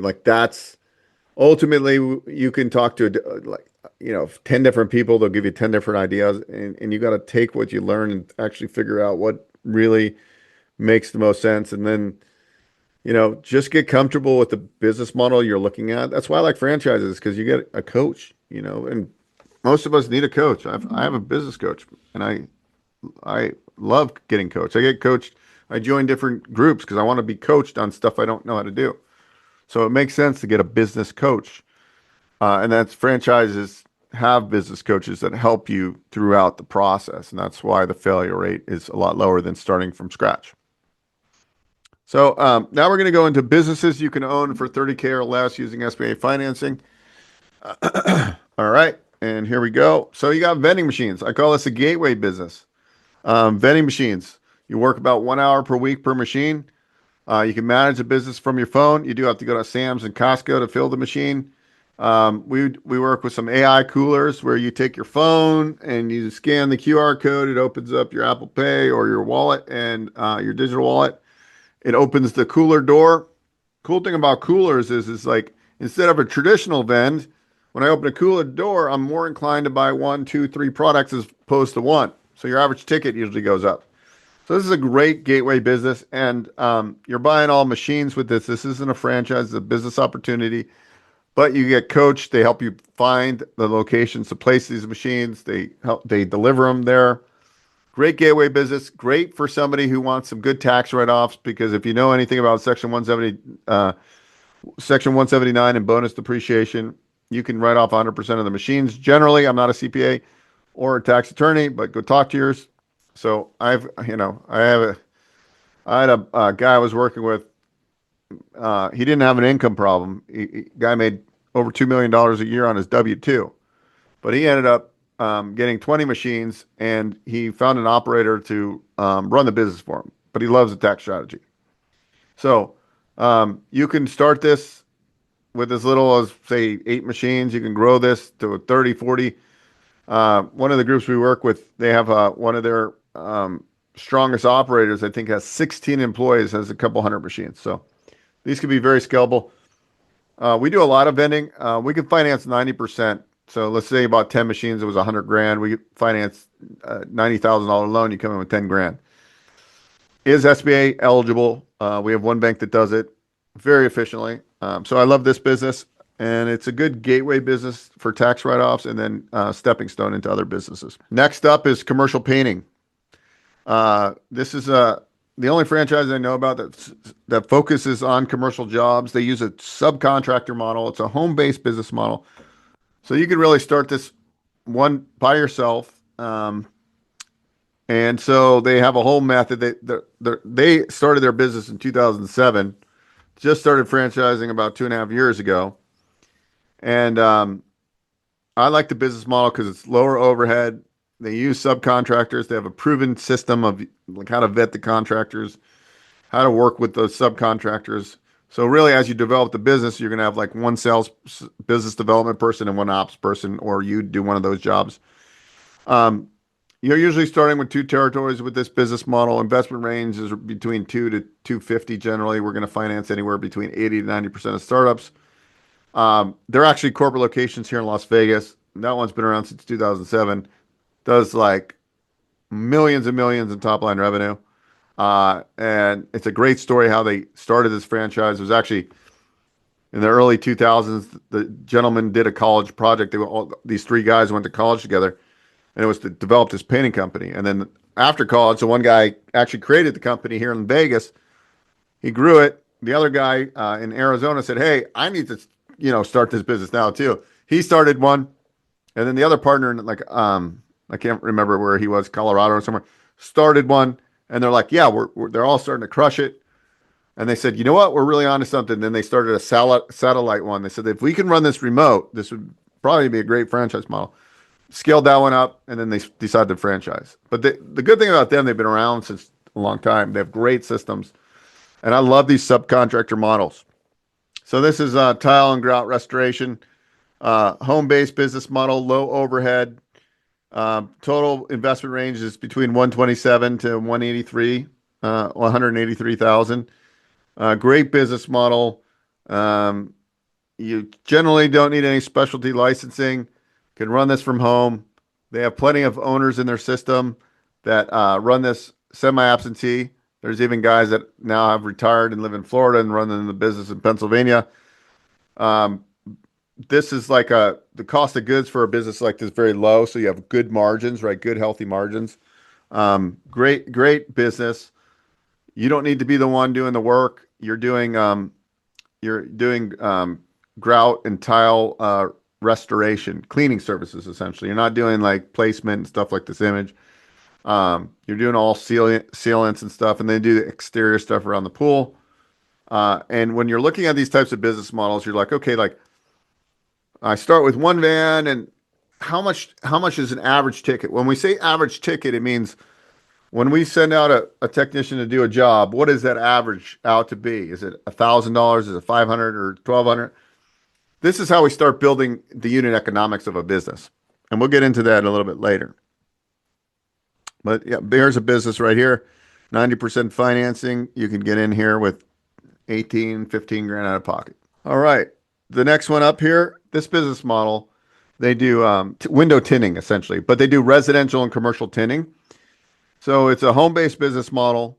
Investment range is $68,000 to $96,000. That's with franchisee working capital. We'll probably pad the working capital a bit more on all of these, but they do security tint. So like it's a tint that like if somebody throws a rock at it, it won't shatter.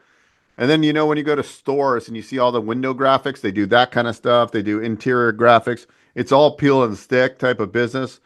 This is a really cool franchise because it's like they're using it for, every commercial property is usually putting some sort of tint on their window, especially in the desert, with the sun. So they have a service line around there. They build out a playbook for you, a marketing playbook. This is another business I like because you're just paying for the peel and stick finish for the window or the graphics.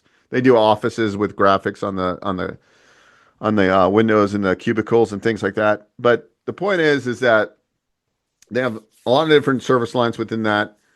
But you're buying window tints, so like you're peeling and sticking, easy installation, looks professional, is professional. And then I believe on last year their average job was about $2,400 per their website. So just another example of a business you can get into. You can build a team, right? Like when you go into this, you could build a lead technician. They get trained at the corporate location. They train your other technicians, and you scale it by getting more jobs and getting better at marketing. Right? That's a basic premise, but you just start doing the math. If their average job is around $2,400, how many jobs a day can you do? How do you grow it? How do you market for it? And those are all things we take you through as we're looking at different business models and matching with them. How does the process actually work when you're looking at like a franchise or franchise resale with at least our team, like I said? So generally, you're going to start with something like yourperfectbiz.com. You're going to book a discovery call after that, where they're going to meet with you. From there, we have one other assessment we really like you to do because that actually has a back end that we help match with different business models, even a higher level. And then we come back, we do a bunch of research. At that point, we have met with you once or twice. We've had you do one or two assessments. Then we come back and we show you anywhere from 4 to 10 different business models. It really depends. And then we walk you through the high levels of each business model. And this usually takes about an hour. This may or may not be a great fit, some of these business models. This is more of where we're honing in. Our objective from that call is to get you excited to talk to 2 or 3 of the business models. Then we introduce you to the franchise, or if it's a resale, a little bit different process. If it's a startup. And then you go and learn more and you deep dive. And at any time you're talking to 2 or 3 different, I'll call them brands. And then at any time you're just like, look, Beau, I was talking to the grout restoration company. I don't want to pursue that. But the other 2, and you keep learning and you keep learning. We help you. We hold your hand through this whole process of learning about like the business models. And look, this is what I tell you why it's important. Because even if you don't end up with a franchise startup or a franchise resale, you now understand how businesses really work in different sectors, which is so valuable. And then you're going to you do your deep dive call with the franchise. And then they usually send you the FDD because we don't send you the FDD. They'll send you the FDD, the franchise disclosure document. Then they'll set up another call where they'll review the franchise disclosure document. And then if you're still intrigued, you then set up a unit economics call. They actually talk about your territory, what the development is, how it developed, get into the minutia a little bit more. We call that a territory and unit economics call. Then you do some validation calls everybody has a little bit different process. I'll just give you a high level. Validation calls are when you get a handful of owners and you talk to them that own the franchise or business model in different markets. This is one of the most critical process because we want to know the good, the bad, the ugly. And then we go. Then you usually do a executive call with the leadership team of the business, like where you're talking to the VP, the owner, the CEO, whatever. There might be a couple other calls, validation calls, different things that you're doing.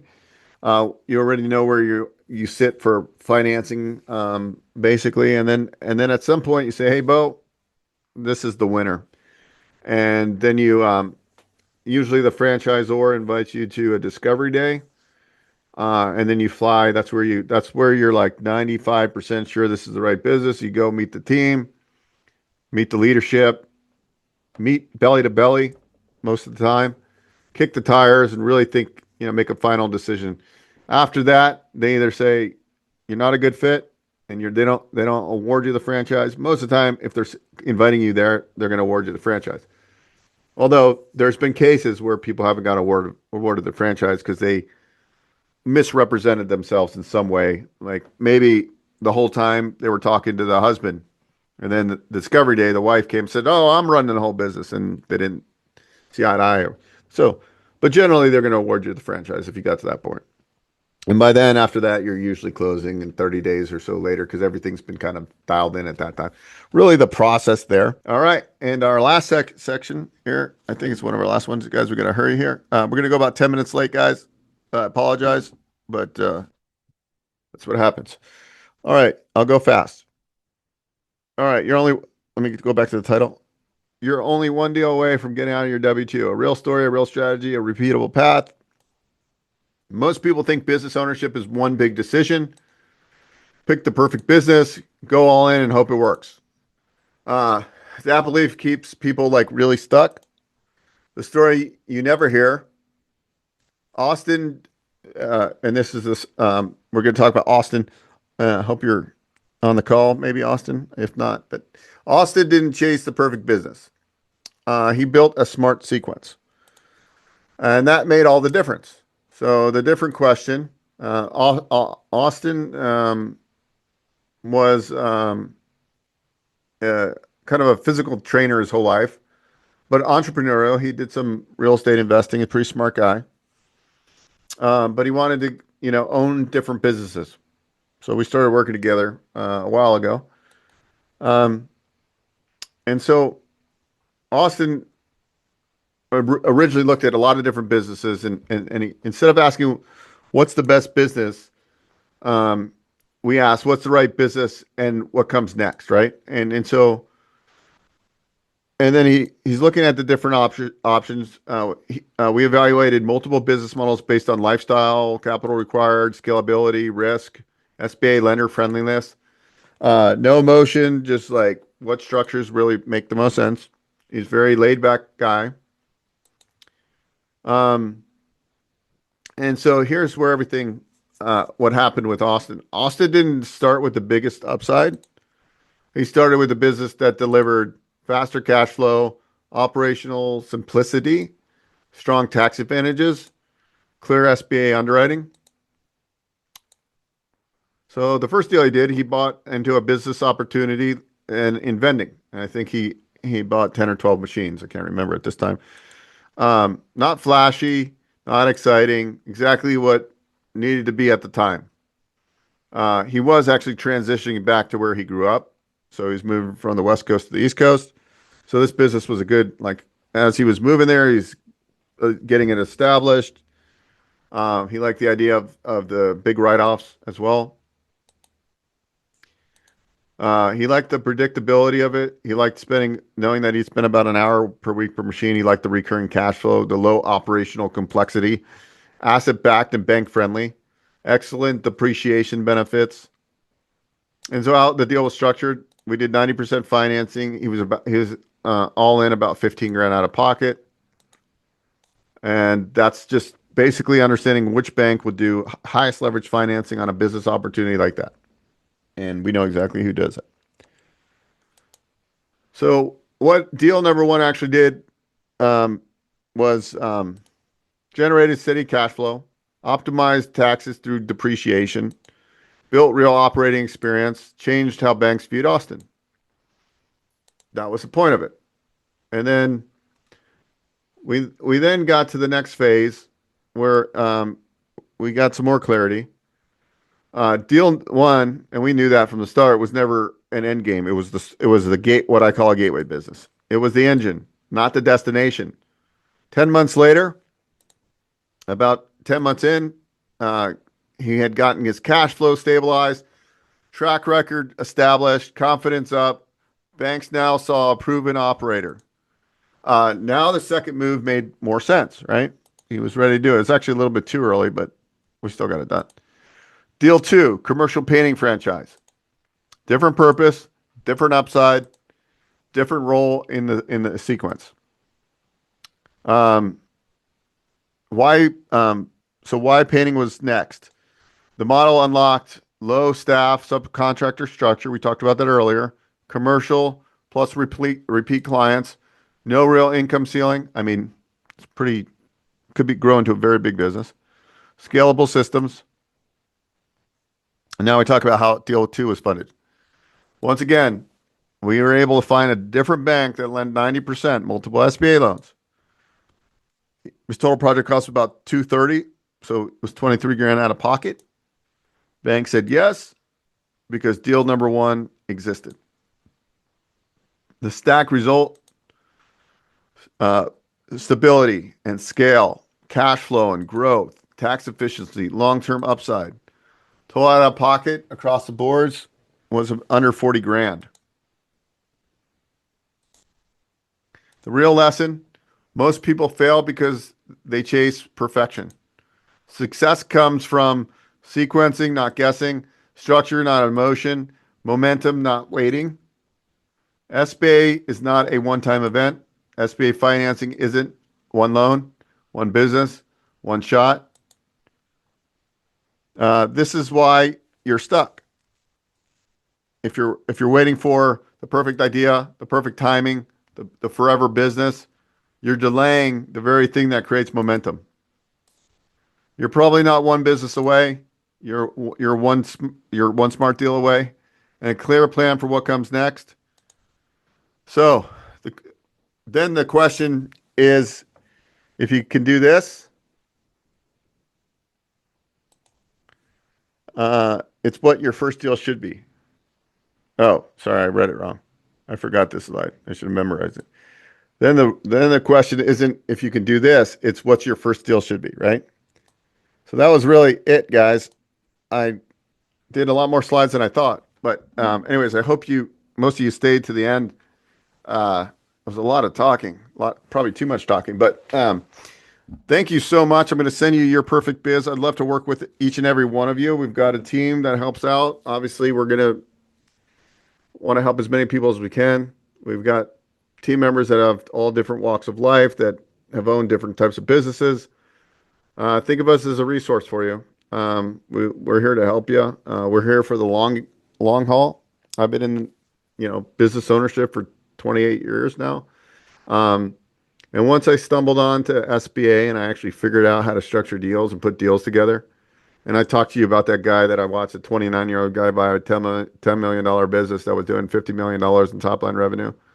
I mean, that was just like, even the banker I work with were like, that is crazy. That's a home run, probably a grand slam type of deal. But the point is, it can help anybody, the average person, right? Like you can get into a business, it's going to take work, but you can get in business a lot easier than you think. And so I want you guys to just be excited about that. I want you guys to go to yourperfectbiz.com when you have 6 minutes. That's your starting point. Then book a call after that. Obviously, you should be somewhat ready with what kind of protocols I put up. But yeah, really, let's just have a discussion and see where that goes. But I'm excited for 2026 because I talk to so many people, and I know that most people have the same, in general, people have the same outcomes that they want. They want to live a life and leave legacy for their children. They want to, like now that I have actually, he's 20 months. I keep on saying he's 19. He's 20 months old. I'm like, you think differently, right? Like, you're like, I'm Big Beau, he's Baby Beau. How can Baby Beau have a much better life than I did? And I have a pretty good life, but what can I do? And really going back, if I can just teach him these things about owning real estate and building wealth, and he starts at a much younger age, he's going to be so far ahead. Even looking at that vending, maybe you have a 16, 17, 18, 20-year-old that's living at home still. They're not really going anywhere. They're like, need some motivation. Wouldn't it be cool to be able to partner with and doesn't have to be vending, but just an idea. So just think about it. Maybe you're retiring and you're like, look, I need a couple grand a month. Gateway business, right? It doesn't have to be, it could be a gateway business. So there's lots of opportunities. And then maybe you get to a point where, hey, I've got more cash. Let me find somebody who wants to run the day to day. But remember, partnership's a little bit difficult. these are all stepping stones, but there's so many different models you can do when you really think about it, and you just got to break them down. But financing, learning the financing, keeping the credit good, learning credit card optimization and credit line optimization, all these things will help you because once in a while you're gonna have a rainy day. You find a great deal and you got to get cash quick. That's why it's good to have friends that are entrepreneurs that are always looking for deals, right? So you're always building relational capital. You're always learning about what's going on with the economy. So get into entrepreneurship. It'll be the best decision you ever make. Bill, was there any other questions we can answer real quick? No, I think what we're going to do is we're going to pour through the questions that we weren't able to address, and we will answer them in a follow-up email. Perfect. Well, guys, I hope you enjoyed this. Usually I bring on speakers and stuff. This was a little bit more condensed. I dropped a lot of information. But I will say, um, we have Bill helps me a lot, but he helped me write a book called How to Get SBA Financing to Buy Your First Business. And we're going to do a deep dive on that. And we're going to give everybody who attends a free copy of the Kindle. And that's February 12th. So mark that on your calendar. February 12th. Come support, get a copy of the book. Hopefully leave me a good review on Amazon. That'll be, I'm going to try to build some case studies and go into a lot of the minutia that we didn't do today. So if you don't mind putting it on that calendar. And lastly, the other event that I want you, and it'll be a lot more entertaining because I have a co-host for that event. The Real Estate and Business Expo. I've done one of them, but we're doing our second. And the first one I did with Michael Zuber. He was my co-host. And that's March 14th, right, Bill? I think March 14th. Yes. So they're all on the Eventbrite page. We have one page. I'll send that out in the recap. But I would say go to that too. The last summit, that was a kind of a collection of like, hey, let me just say one last thing. I always talk about this now. It's called the triangle method. And the top of the triangle is tax strategy. And then this part is operating business and real estate. Like I started as a real estate guy and I'm still a real estate guy, but like I need more cash flow and you get cash flow from owning operating businesses. I don't know if you guys, this is a book I wrote, but this is From Paycheck to Freedom. And I wrote it with a pretty famous CPA, Tom Wheelwright. He's actually in the forwards by Robert Kiyosaki. Tom Wheelwright's Robert's CPA. But it's not how much money you make. I talk to people all the time that work in Silicon Valley in tech. They make 2, 3, 4, 500 grand a year on their W-2. But when you live in California or whatever, and you're paying 42% taxes, and what's left over is sometimes not as great as you think because you're in a high cost living area. But understanding the tax strategy and understanding what an operating business can do, like there's really, really good write-offs. Like when I was talking about vending and things like that, you guys got to open your mind to that if you don't know already. And I talk to very smart people and they're like, oh, I didn't know I could do all that. It's like, yeah, what's the point? I talked to a doctor. He's working basically works like 2 doctor jobs and he's working like 80 hours a week. And he makes a tremendous amount of money, lives in New York. He's like, yeah, I made 800 grand last year. And I'm like, he's like, I got to do something for my taxes. He like knew everything. Like he studied tax strategy. He hadn't done any of it. 40% out the door. Why are you working 2 jobs then? Why not just do 1 or 2 smart tax plays? So this all goes together. And that's when I coined the triangle method. Our second book coming out February 12th, How to Get SBA Financing to Buy Your First Business. It goes in depth. And I love for you to attend because we will give anybody that attends, not just registers, but attends, we'll get a free copy of the Kindle. And we're going to be selling that on Amazon. But then March 14th is the Real Estate and Business Expo. But the last Real Estate and Business Expo, we had Tom Wheelwright. We had Rachel Gansborough on, she does a lot of midterm rentals. We had Sam Wiegert, who's a co-living guy. Guy's very successful, young entrepreneur, does co-living. He's probably got 200 beds under management that he owns. He owns a bunch of short-term rentals. We had a gentleman talk about boutique motels. We can finance those with SBA. We had Michael Zuber do a talk on the economy. And this real estate and business expo that's coming up, it's going to be even bigger and better. I'm building out the list right now who's going to be there. That'll be a lot more fast paced and not me talking the whole time. So I think you guys should definitely come to that. We have over 20 events planned this year. That was my goal, to do 20 plus events in 2026 to help me reach the goal of trying to help more people. Because obviously, the more people I help, the more people get into business. And not only do they win, but I win, right? And that's really the calling. How can you help people realize their dreams? And that's what we do. And that's why I like what I do. It's so rewarding to see.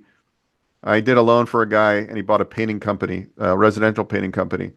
It's like he was a single parent, young daughter. Like he was a W-2 employee, and like just watching him buy this franchise with very little out of pocket and then grow it and become successful in it.